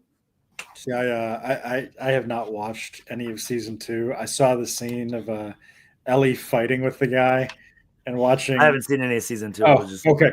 Gotcha. Yep. Yeah. So I don't care about spoilers, bro. It's fine. I'm just saying I haven't seen it yet. So is it looking not good? Well, apparently the season starts off with 5'2" Bella Ramsey successfully wrestling a 6'4", 225-pound in shape guy. So I haven't seen the episode. I have no context for it. There was just like oh my God, stop doing this shit, people moment to kick off. Yeah, it's just, I am all for girls get it done. 100%. I got daughters. Unless she looks like Brienne of Tarth or is like some crazy superhero or jujitsu master, that kind of shit isn't realistic. It's just not. It's called physics, and there's just no way around it, man. I'm sorry that sexual dimorphism exists, but it does. I am too, but it's also not my fault, and I didn't create it, and I didn't create gravity or any of that shit. So stop asking me to pretend it doesn't exist. So it's just that it makes me laugh. I'm trying to think. There's some really funny things that happened in season 2. If you just think back on it, remember that Matt spent 3 episodes in a jail cell in the White Tower? Yeah, and with Leandrin coming to visit him and Min bringing him wine. I love how just nobody cares that Min worked for Ishmael. That's fine. Nobody gives a shit. Dude, come on. It's just like, shh, tell anybody. Come on, man. I remember how mad Dane was about some of that shit you were just talking about. He was just like, what the fuck? Or also Hopper. And I was like, I loved Hopper. He's like, you film that in someone's backyard in Massachusetts during the fall foliage. Yeah. Oh man, it's like I'm getting a little drunk, so I'm getting a little mad. You can feel free to cut me off whenever, bro. I'm just like, it's you got 54 people watching you, man. My like I said, my wife's just like, I don't get it. She bless her heart, she tries so hard to like it, and she's just like, but how would anyone get this if they haven't read the books like you? If I didn't have this explaining to you, I would just be like, I'd go to sleep. And I'm like, okay. And then the whole I pissed myself laughing. The whole scene where Rand's just kneeling at the way gate in Torvald, and then Swan's there, and then Moraine's there, and Lanfear's there, and she's like, why does Moraine just look surprised? She's surprised that Rand's not doing anything. She's surprised that Lanfear's there. She's like, did you not have some sort of a plan? She's like, I get it that you're trying to be dramatic. She's like, you just look surprised about everything. Just for 10 minutes. This you want to talk about wild stuff that people pretend didn't happen? Does nobody care that Lanfear massacred the entire city of Kyrian? Yeah, or at least the entire Foregate, right? Does nobody care that Loyal died in the first season? We're just not going to talk about it. Yeah, but no, he's fine, and no explanation. He went to the steading, or Nynaeve had some fucking special mushrooms or something. Yeah, JD has a good point here. Apparently, his girlfriend is also completely lost. But I wanted to highlight this one too. Remember the power scalpel to cut the shield? bro, do you remember use your one power vision? That is an actual line that Lan says to Rand. Use your one power vision to see the When he's shield cutting around the Moraine. shield. Oh, really? Oh man. See, I'm like, child of a narcissist, bro. I just blank stuff out. Like, it's fine. It's fine. Yeah. Why? I honestly kind of forget how lame Rand is sometimes until like I watch you guys' video, and I'm just like talk about a cuck, man. Every chance they get, like they cut that dude's nuts off. And even when he gets to do cool stuff, it's like the worst for him. The decision when he was like, "We're not going to Tyr, we're going to the Aiel Waste." Like they couldn't even let him make that decision. Like fucking Elaine showed up like 10 minutes earlier and been like, you shouldn't do that. You should do this instead. And he was like, "You're right. We are gonna do that." I'm like, motherfucker. Well, especially I don't want to be that person that goes in the books because like we're fucking past that. That being said, yes, sir. What's up, Fatty? What's up, Dave? dude? Watching you guys a little bit, dying a little inside, but that's mostly because my hockey team's gonna get eliminated from playoff contention tonight. Dying a little, maybe dying a lot.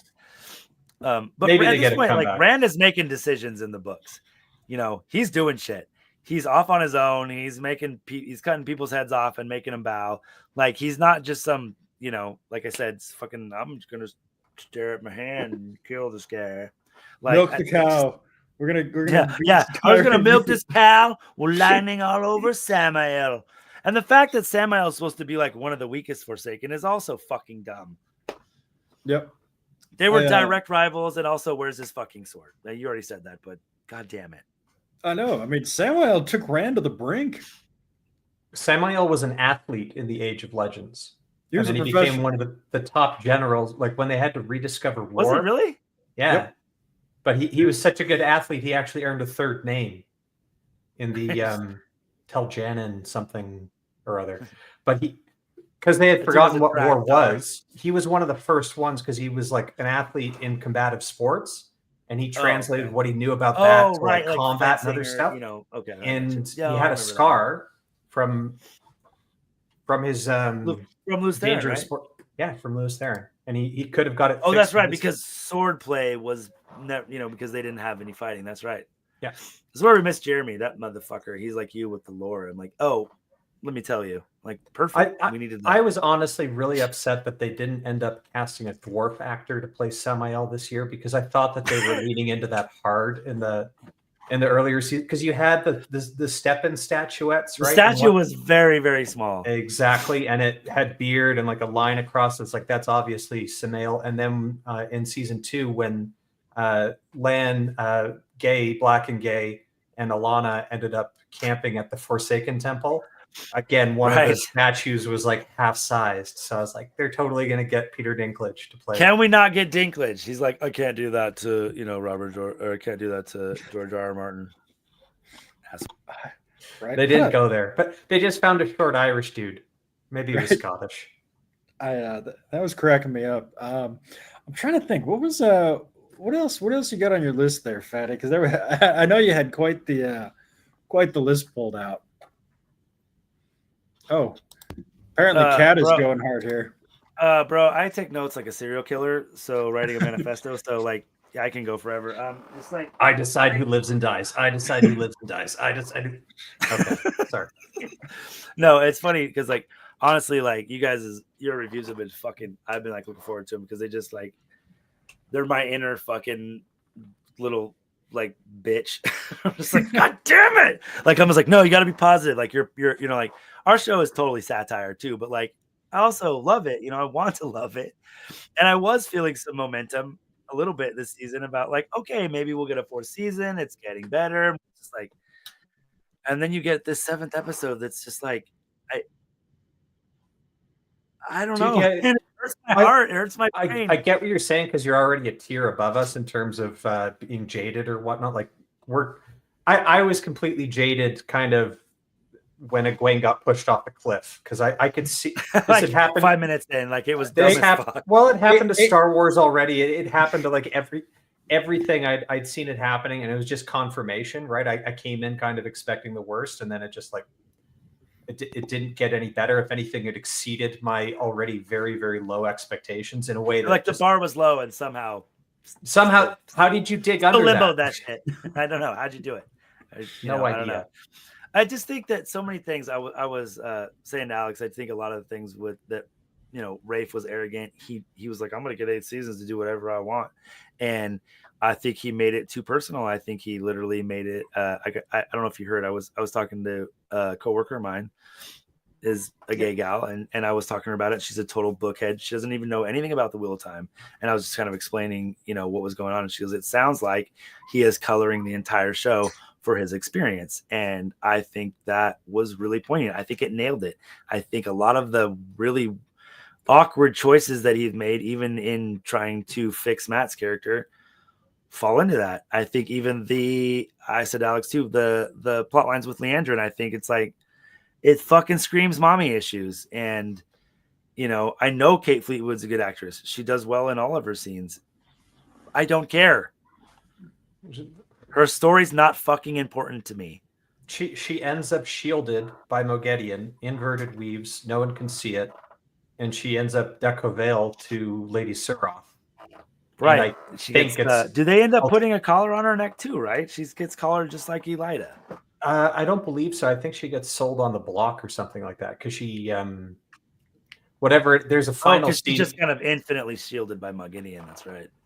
Right, and no one knows how to unweave it, and she's not strong enough to, or has the will enough to try and challenge the. Rand wasn't there to use his one power vision to cut the knot.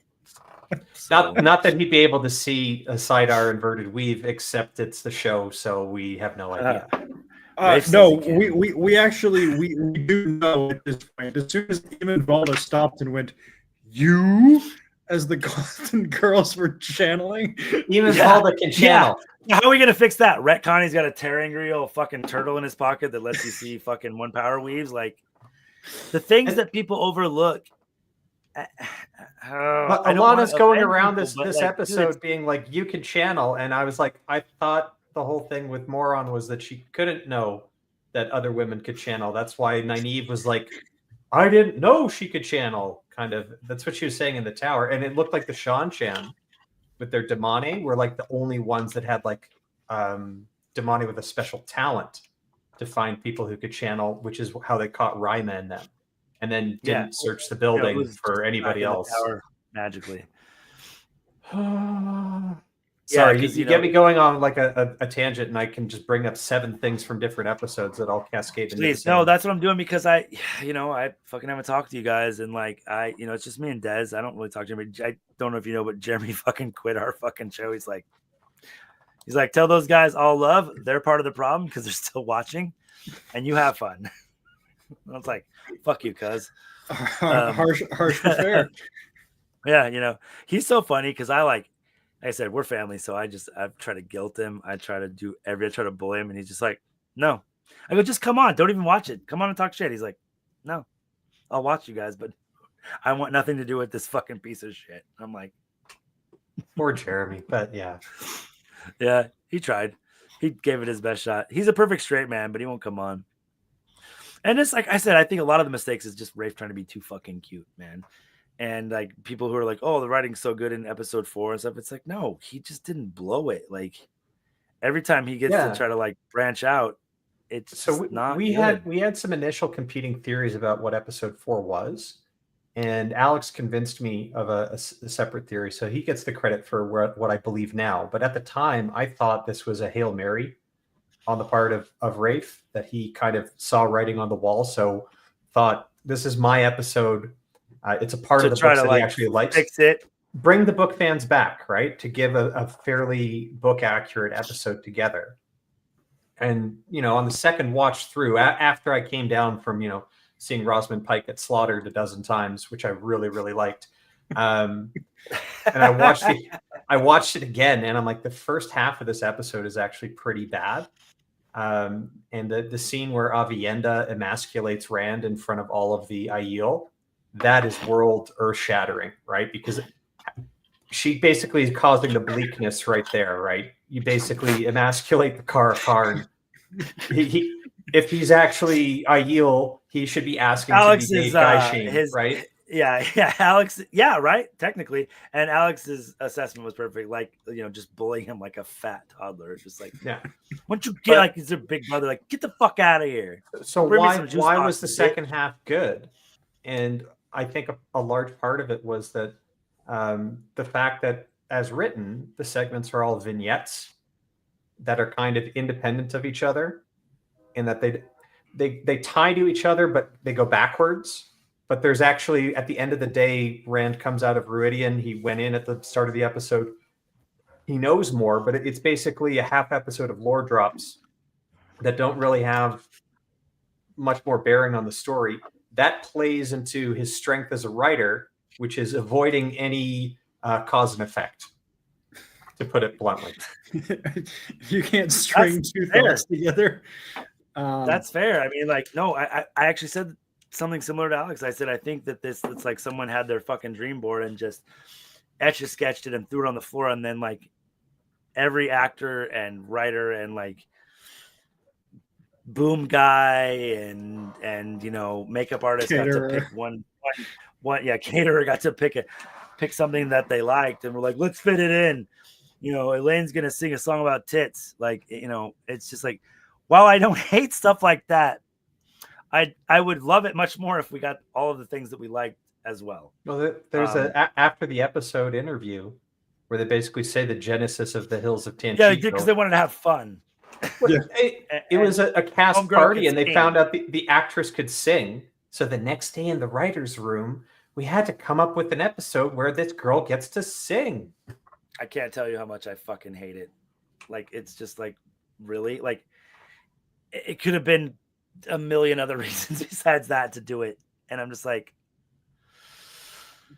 Yeah, you could have had a book accurate scene of Elaine actually getting drunk in Tanchico, which she does, right? She has too much wine, and have her get nice and bawdy with a lore accurate Tom Marilyn, who's there to look after her, singing the Great Hunt for the Horn in high chant. Yeah. Tom should also do something other than singing. He should probably like juggle or something. That would involve actors working on their craft. Maybe doing a couple of flips. I gotta open this door, guys. I'm still listening. Oh, good. Real quick, $5. I think that's Australian. I don't know what the $A is. Thumb is an Aussie cunt. I mean, bastard. Yeah, I should know that. I apologize, Thumb. He said, you know what? They don't get offended at cunt, Dane. It's okay. Yeah, he said episode 4 was the least worst.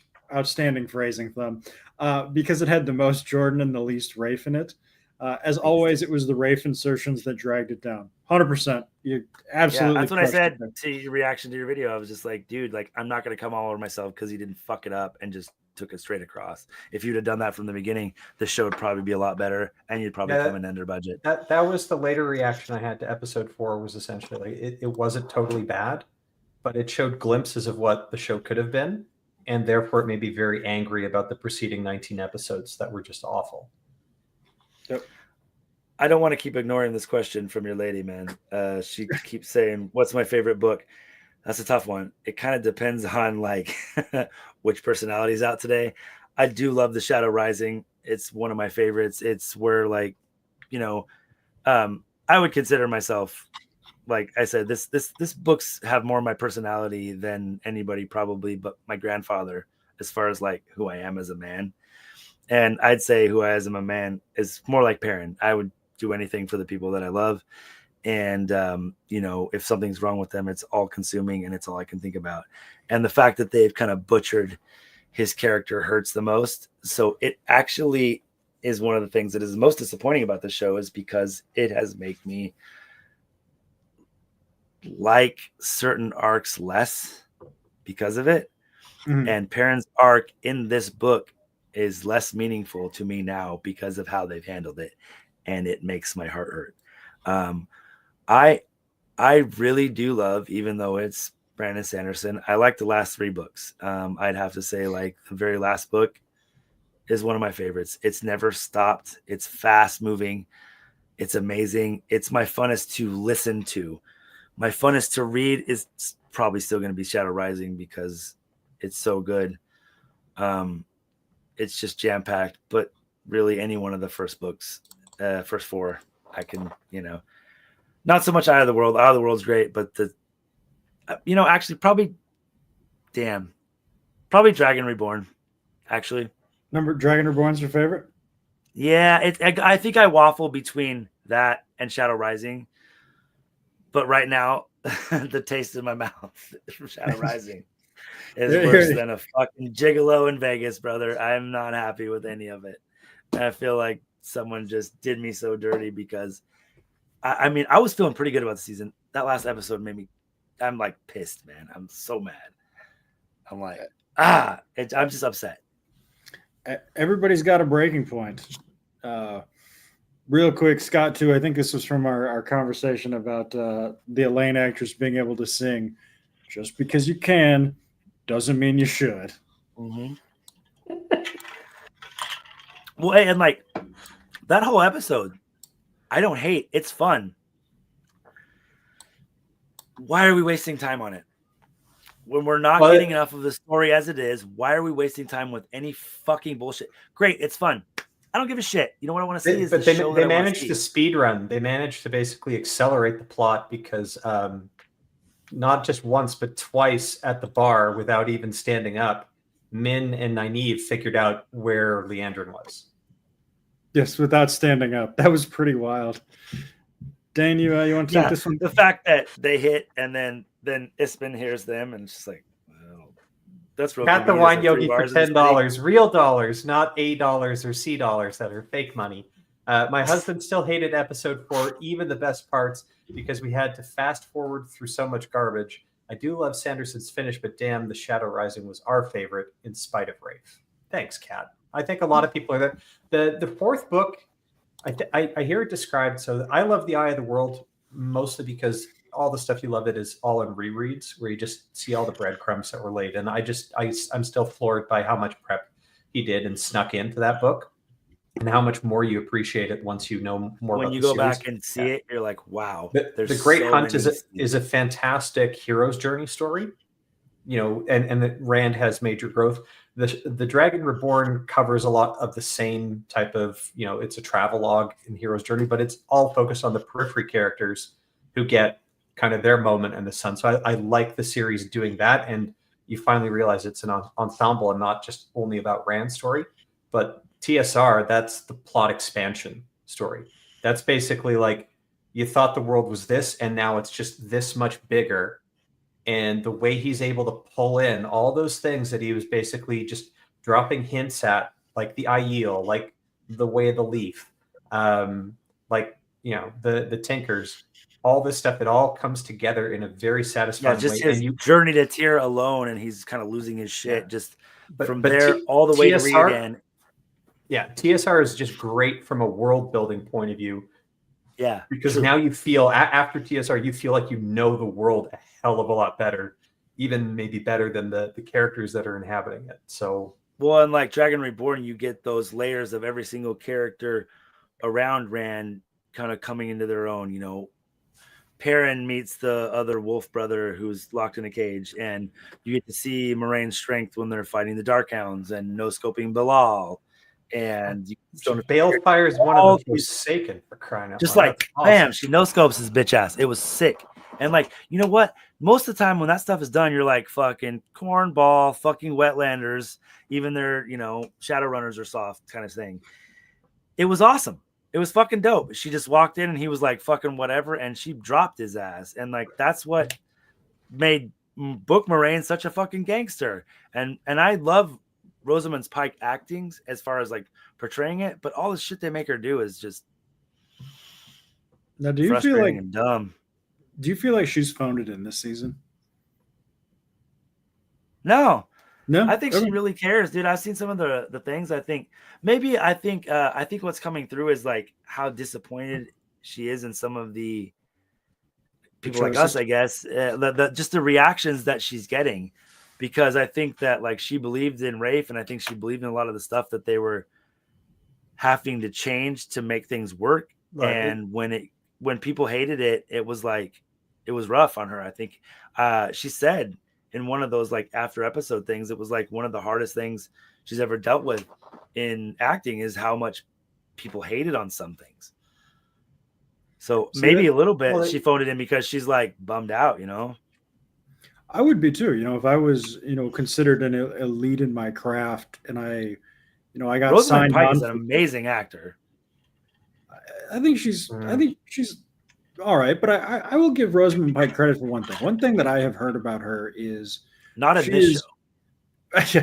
She is incredibly committed to what she works on, which I do think, and I hate to give people credit for, they worked so hard when the actual performance, didn't blow me away. But right, in her case, I actually do think she has worked hard in this. But I think her politics, I think the studio politics involving her are a big part of why they have the fundamental problems that they do.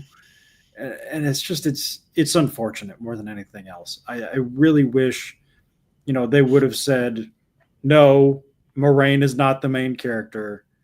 Do not spend the money on this actress for this part.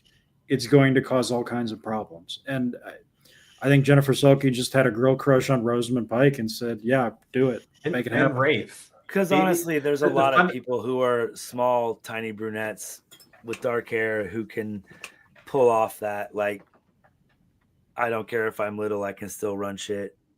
It doesn't have to be a famous actress. I get you want a famous actress to, like,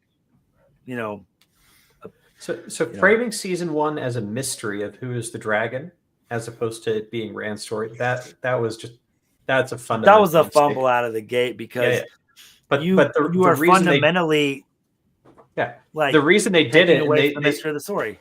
The reason they did it is so that they could have Rosamund Pike play the world's worst detective, right? Because quite literally, she starts off the series basically saying, like, I've been on this mission. World's worst detective? Yeah, I've been on this mission for 20 years, and I know absolutely nothing of who I'm searching for except that they're 20 years old.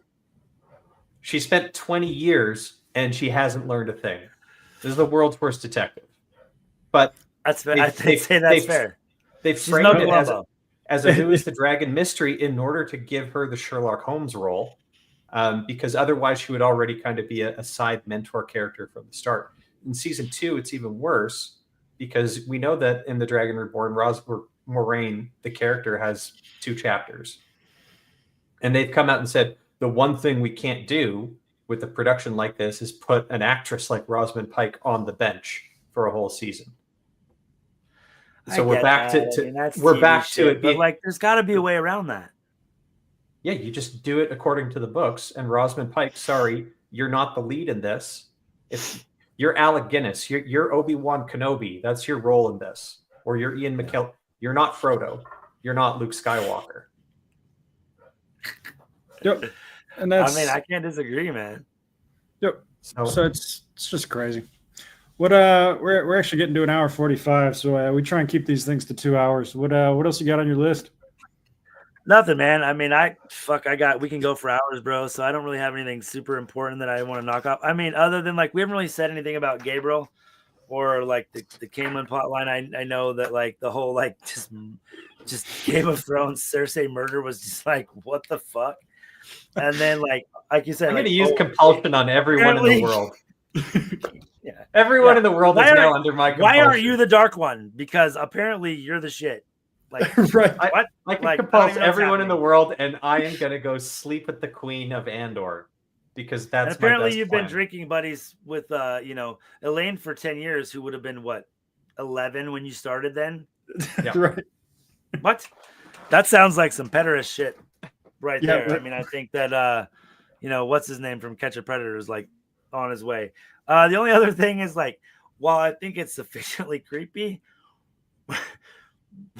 why do we have to watch Mogadon finger fuck some guy in the mouth and then eat people's panties and I mean, like, okay, she's batshit, but like food. Like, what's happening right now? What was wrong with her in the books? I actually thought she was an interesting character in the books.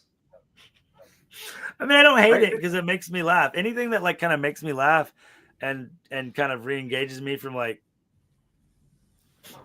what? I've tried to watch these almost every night that they came out at midnight, and ever since episode 4, I fell asleep every time. Oof. The excitement is gone. The magic is gone. Yeah. All right. I have a question for you, Fatty. I don't know if you saw our prediction stream over on Amber's channel for the finale, but what did you guys do that like yesterday? Yeah. What would be a couple of your it. predictions coming for episode 8? Fuck, dude. And maybe we could simplify it for you. I think there are 3 main plots that need to get wrapped up in this. So there's the Aiel Waste plot, there's the White Tower plot, and then there's the Tanchico plot. Where do you think the show ends on all of them? Okay. Is this question from a like what I want to see? Sorry, I'm a little drunk. What I want to see or what I think will probably happen? Because if you want to get both, like what you want to see, but then what you're I expecting. would love to see some sort of confrontation with Moghedien and Nynaeve. Even though we haven't quite set it up enough, like it would be fun. I have seen a clip of some fucking balefire that looks like a fucking it's lightsaber. Ghostbusters. Yeah, dude. Okay, yep, that's some like 1980s laser work for sure. I would like to see that. I feel like we're gonna get some sort of a cliffhanger with Matt and the doorway either walking through and getting hung and we don't see shit, or he's dead and someone's trying to save him, probably Min, because who else is around? I think Alkair Dal is going to be quite a letdown. What could happen there that's going to be even remotely intriguing? Rand's going to yell at some people, right? Yep. That's established. Get on board or get fucked. Couladin seems like, what's Couladin going to do? Yell at Rand and then get fucking vaporized with the one power. Looks like there's going to be some sort of a confrontation with Lanfear and Moraine. Just fucking kill her at this point. That's what we think. Like the show would probably be more interesting if they just kill her. Hey, I'm still recording. Hi, Toby. I'll let him out. Oh, cool. Sorry. Dogs.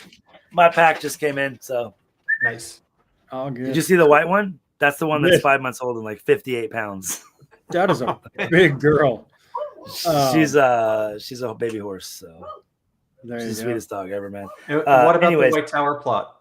I mean, also, what do we do there? I feel like they're gonna ice Suan. I feel like they might ice Leanne, because are they gonna go through the whole? I think they're trying to tie stuff up because they're not very confident they're gonna get a 4th season, is what I think. I think they're trying to tie it up in a way where like Loyal's dead, Perrin's with the Whitecloaks. Like you can cut it here and people can still wonder, and maybe you can pick up someplace else, but it's also some kind of come here, fucker. Some sort of like a place where you can like pause, and then if they do get a 4th season, they can kind of do whatever they want. I feel like they're gonna leave so many things like hanging, literally. Okay, Matt, so like they did with Perrin. You were not going to get any Perrin next episode. I guarantee it. It's going to be all Tanchico plot. White Tower, and we have a theory that because if you look at the credits, certain actors, Perrin, Fail, Bane, Shiad, they're credited in the 8th episode. That being said, I think everyone else all the main cast was credited in the 7th episode, even though they didn't appear. So maybe they get a credit for being in the recap. I don't know. But do you want to hear some of our dumb predictions that we came up with yesterday? I do. I absolutely fucking do. Right.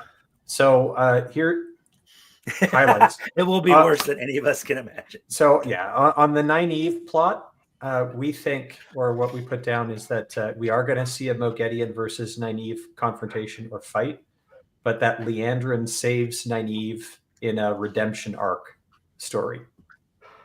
Liandrin turns from the dark and sacrifices herself. So she's going to die.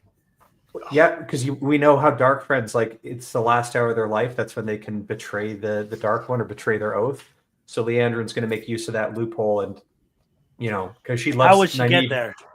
Like, is She's- Nynaeve like beating her down, going to kill her, and then she's like They're, right there? they're all at the or- Panarch's palace, and it's fighting, and Leandrin has to make the choice between, do I obey one of the Forsaken or do I save Nynaeve?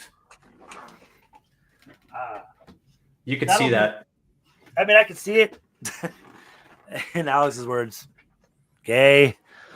I mean, like, why, dude? Like, what the fuck? I mean, it would kind of make sense because of how much time, like, Leandra, like, recruited Nynaeve, like, ish. Like, And then I don't know. I think with the dumb. White Tower plot, I think we're kind of split on whether or not Swan dies or not. I think it would probably make the most logical sense for the show to kill them off. But there are a couple of with other the colorism issues. The other thoughts were that maybe because in the previous episode we saw that Swan and Elida had kind of reconciled inexplicably after that gray man attack down in the dungeon. So maybe Elida and Swan I love how are there's now. just no questions. Oh, who stabbed him? I don't know. Maybe could be fucking Baron.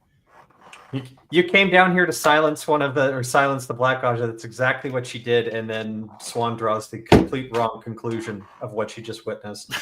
But Well, if like, they're on like the callback to the book with like Shiriam and stuff, but it's like, it's just. But it's how about done this? so Dude? just slap-handedly. It's just like.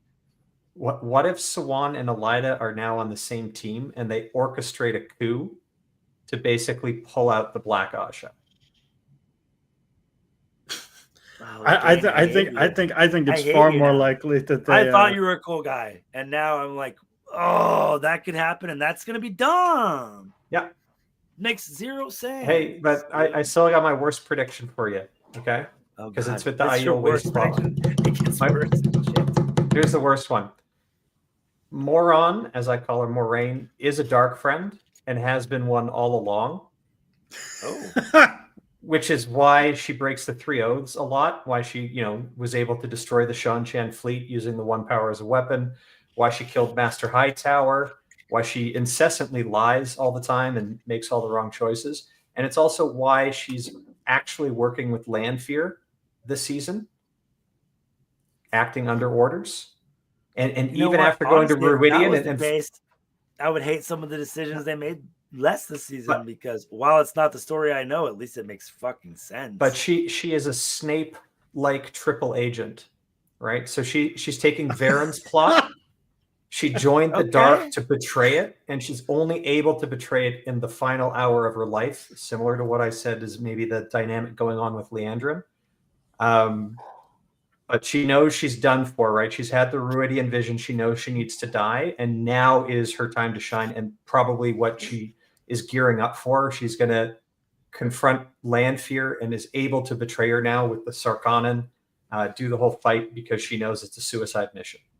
So they're going to give the Varen plot to Moron, and it's going to retcon backwards or backwards compatible all the times that she lied and broke the 3 O's in the previous seasons.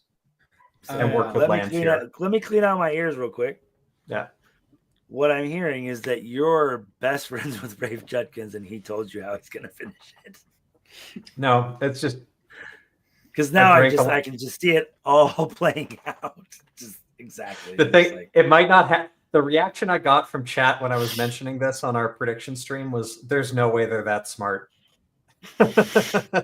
Well, if you think back to season 1, basically the only reason the Dark One gets free is because Moraine took Rand to the Eye of the World. Yep. Like, if she doesn't take him there, Rand doesn't use the Fat Man to break the seal to let Ishii out. So, Moron says we didn't. Except he was the Dark talking to One. Lanfear 95 years ago. That's another thing. But Moron says we didn't seal or we didn't defeat the Dark One. We set his strongest lieutenant free. She says that inexplicably. I don't know how she knows that.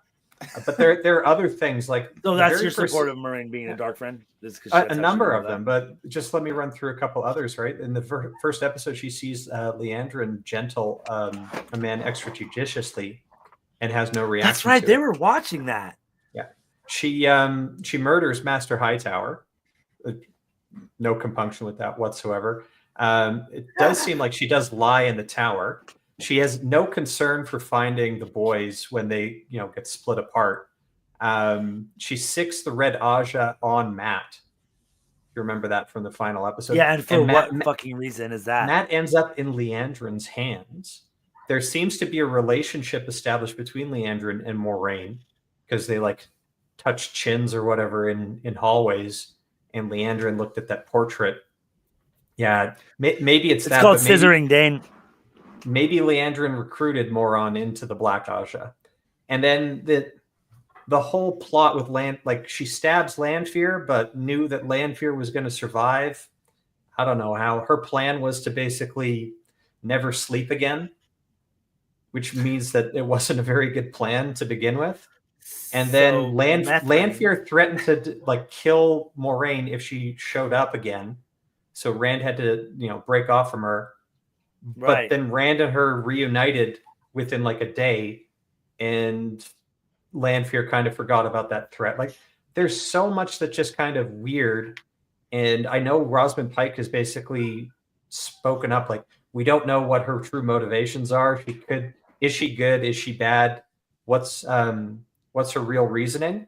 I could definitely see them going with this triple agent undercover dark friend plot and just steal it right from Varen.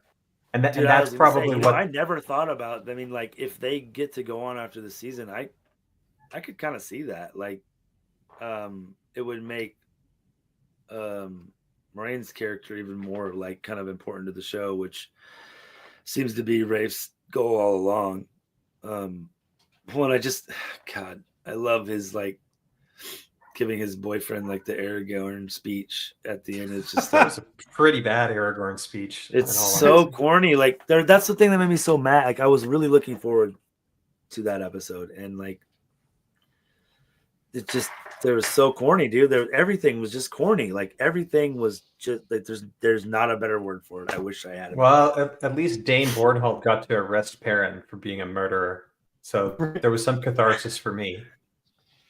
Well, I think you weren't here, but I was yeah, and I also, we're cool, even though you burned my best friend's mom up. That was Balda. That wasn't him. And she was a witch. So whatever. He was a party too. He wasn't the party, but he was there. It is morning after regrets. We've all been there, right? Oh, sorry. Alex and I both wanted to click on Mule. You guys are so dumb. Motivational speech. Absolutely. I know, that was fucking, oh God, I was so dumb. Hey, you guys a bunch of pussies or what? Fucking Two Rivers. Stupid. You don't win with smarts, you win by being dumb. Yeah. Yeah. You win by being too dumb to die. You're what? I don't. Well, in the whole bargain with the reason they were in that position in the first place is because they were dumb and only had Alana shoot ice at them rather than maybe collapse the mountain. And what is the limit on channeling? That's 30 fucking miles, dude. Come on. I get it. You're linked with 4 people. Well, that's another thing. You're talking about retcon and shit, right? They literally did that scene to just be see, this could happen. And then, you see the strain on the little girls from the ending of season 1 where people linked and died. And it's they're all supposed to be super powerful. Plus the circle was led by a Full Eyes to Die. And I remember in season 1 that Amalisa, 2 people who weren't even named, plus Nynaeve and Egwene, destroyed an entire Trolloc army with lightning. And here they just killed a couple, maybe 200 with ice shards. But it was 19 miles away, so it was hard. Yep. And moved to the front lines. Right. What the fuck is the point of having all these Oh, and their troops? fucking water bond fucking text message. Shut up. That doesn't happen until fucking Androl and Pavara in the very end, which was cool, but they also both can channel and bond at each other. Hey, Stop Patty, it. Here's a question for you, just to make you really mad. And we talk about the stakes. Who is the only named character from the 2 rivers that died in that battle? Days. Yeah. Yeah, 100%. Only one. But How many times? I mean, I know Alana is all about the penetration, but dude, like, how many It's a times little have you extreme. pin cushion this year? Like, It same is, exact wounds as other people, and then I'm good. Like, what? Yeah, Ivan took. Last one funny- happened off screen. Like, How funny is Ivan's death in the context of Alana getting like just arrowed Pin 800 cushion, times? harpooned, it was just like, oh, blasted. I don't like Yeah. him that much anyway. I wanted a new warrior. Right. Alana's never going to be airtight again with all those holes. I'll tell you that. Right. Like, that's it. Leaking. Like she's just leaking all over. Well, and then my favorite thing is that, she gets the arrow to the back, right? Same exact spot as Days Connor to the front, and she dies instantly. Like, just the continuity in this show is actually one of the. I'm a continuity fucking homo. Like, it's something that I pay attention to in everything, and it's so fucking bad in this show. It hurts my heart. How about for continuity that we know that Alana is a sexual predator because she, left her door open when she got DP'd, then told Egwene how to enjoy getting DP'd. And now she's trying to teach little girls Bode and Eldrin Cawthon how to embrace the One Power, and also has to mention that the flower bud is pink. Oh, and let's murder this dude and burn him, and then let's laugh hysterically. Like, you're the closest thing to like a mom that they have now, and you just laughed hysterically the first time that they burned someone to death. So they're probably going to think that's a good thing. Yep, they're And going to that's form like a Black coven of Aja in the witches. making. So the part about that We're not going to go to the White Tower. I'm going to teach you how to be Buffalo Bill. That's fine. The part about that cracked me up, and I feel like I'm the only one that just drove crazy. She's just laying on the ground outside. Like, why wasn't she in a building? Like, hide her a little bit. And like, first of all, also even Velda's like, gonna get you. You're practically dead anyway. Like, right? It's like, wouldn't that do you not harpoon have have severed her something spine? better to do, brother? It And went again, like didn't right we have through to the burn middle. him? Did we have to burn him? It just turn him into pulp, or have him get accidentally stabbed by a trolley. Don't burn him. There's only like one thing that could be worse. Well, Right. name like the black male character, or just the black characters in the show that have been in more than 4 episodes that are still alive. Pat and Fane. Yeah, Perrin. yeah. Although he's half. Same with Nynaeve. Alana's Indian. Yeah. Swan might be dead by the next episode. I feel like she's dead. I think that And you've got Elias. like if they go forward, they're not going to cover the whole coup thing. She's just dead. You can get away with that. But So. you got Elias, but they're Ivan, now Valda. Who else have we had? Black guys that died. Loyal. Loyal's dead. Does that count? Technically. Actors. That's- I think he just was like, this show sucks. He like Lord Luke. He just LeBron that shit. I'm out. You guys suck too much. You're not getting my full effort. Yeah, I just fucked this. I'm gonna coast and get paid because I'm not gonna break these knees yet. Yep. Rima's not dead, but she's only in 3 episodes, I think. But Rima's warder. So totally one died. episode, right? Oh, it's about this season, yeah. 3, yeah. I just 3 love in how total. those are things that actually are one of the things that like I feel like I've been channeling for 75 years because it makes me so insane. Rima's here. Nothing. Let's watch Alana and fucking what's his face fuck. Why don't you tell us how she got back? Why don't you explain why no one knows what the fuck happened in Falm or what's going on, and that the dragon has been reclaimed? Keep in mind, they sailed back through Tyr to get to Tar Valon to bring Nynaeve to testify against Leandrin, when they could have had Rima give the testimony and only sailed to Tyr. Why did they have to go past Tyr? Because that's the Only only way to get past Tyr is Mayene. the only way to get from Falma to Tar Valon on a ship. You have To go down and then go up the river. Yep. That's the only way to get there. And they established it. They traveled for a month from Falma to Tar Valon, and they traveled on a ship for a month. So they were on water the whole way. So They did not go Rafe overland. took away our Joe cars.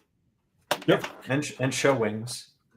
And, Yeah. and why didn't you take the ways to Tarvalon? Because both Perrin and Alana took the ways out of Tarvalon to go back to the two, and a lot of them arrived in Falma via the ways. Makes no sense.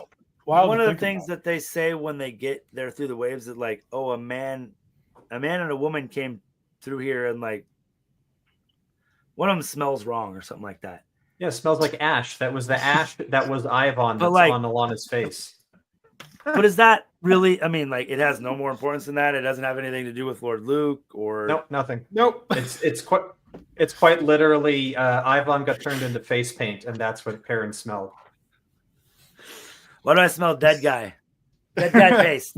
Smells It's like a hummus. dead black Disgusting. dude. All right. Well, we're at 2 hours 5 minutes here. So anything else? Cut me off Super whenever, pressing? bro. I got nothing better, so I'm I got trash, you. so I'll talk all night. All righty. Anything? I don't think I have anything else, man, other than just, all the stupid stuff of Rafe trying to be cute is one of the things that really, I think, sets this show back and causes them to have to do extra things to get back. I know they've struggled with some things, COVID, Matt. It's not a fucking excuse anymore, man. It's just, like I said, unfortunately, some person that doesn't even know anything about the show kind of summed it up best for me today. They're putting their own personal kind of, spin on the show and kind of not paying attention. And when they do, it's very half-assed. Yeah. Yep. It's a fan fiction, not an adaptation.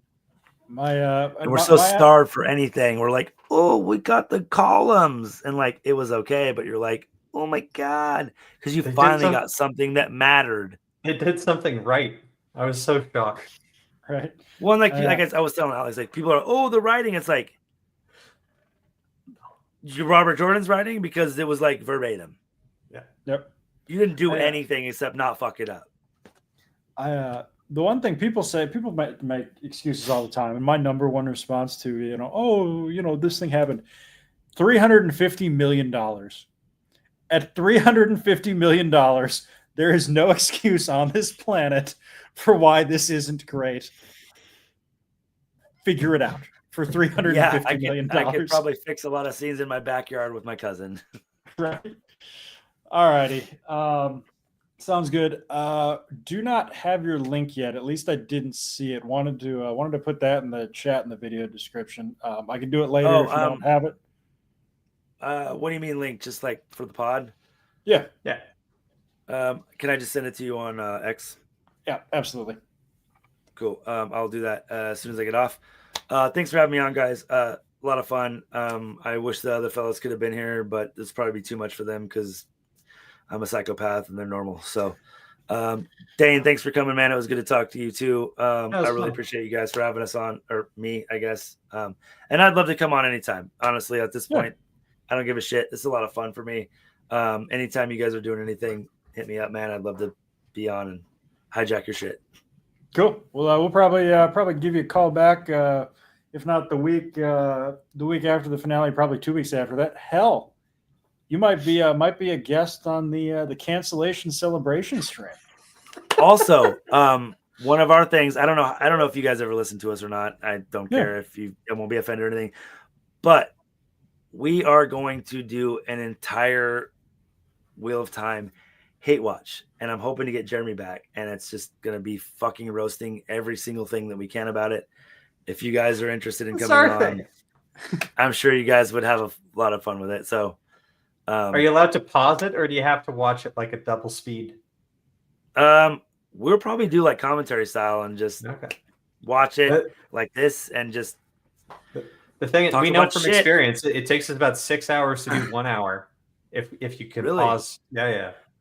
Well, I'm fine with whatever. Des is usually pretty like just watch it, pause for short moments, and just kind of like talk shit, and then. Can't be done. I'm down for whatever, because. Like how about we have you on one of our rewatches? That could be anytime. All right, boys. That I think that is it. Dane, do you know how to do the exit? Do I just hit end stream? End stream, play outro, and end stream. And I just need to like leave my shit open so you can finish downloading it, right? or uploading it, whatever. Alex, I can end it if you want. Cool. The wheel of time turns, and ages come and pass, leaving memories that become legend. Legend fades to myth, and even myth is long forgotten when the age that gave it birth comes again. In one age, called the Third Age by some, an age yet to come, an age long past, a wind rose in the mountains of mist. The wind was not the beginning. There are neither beginnings nor endings to the turning of the wheel of time, but it was a beginning.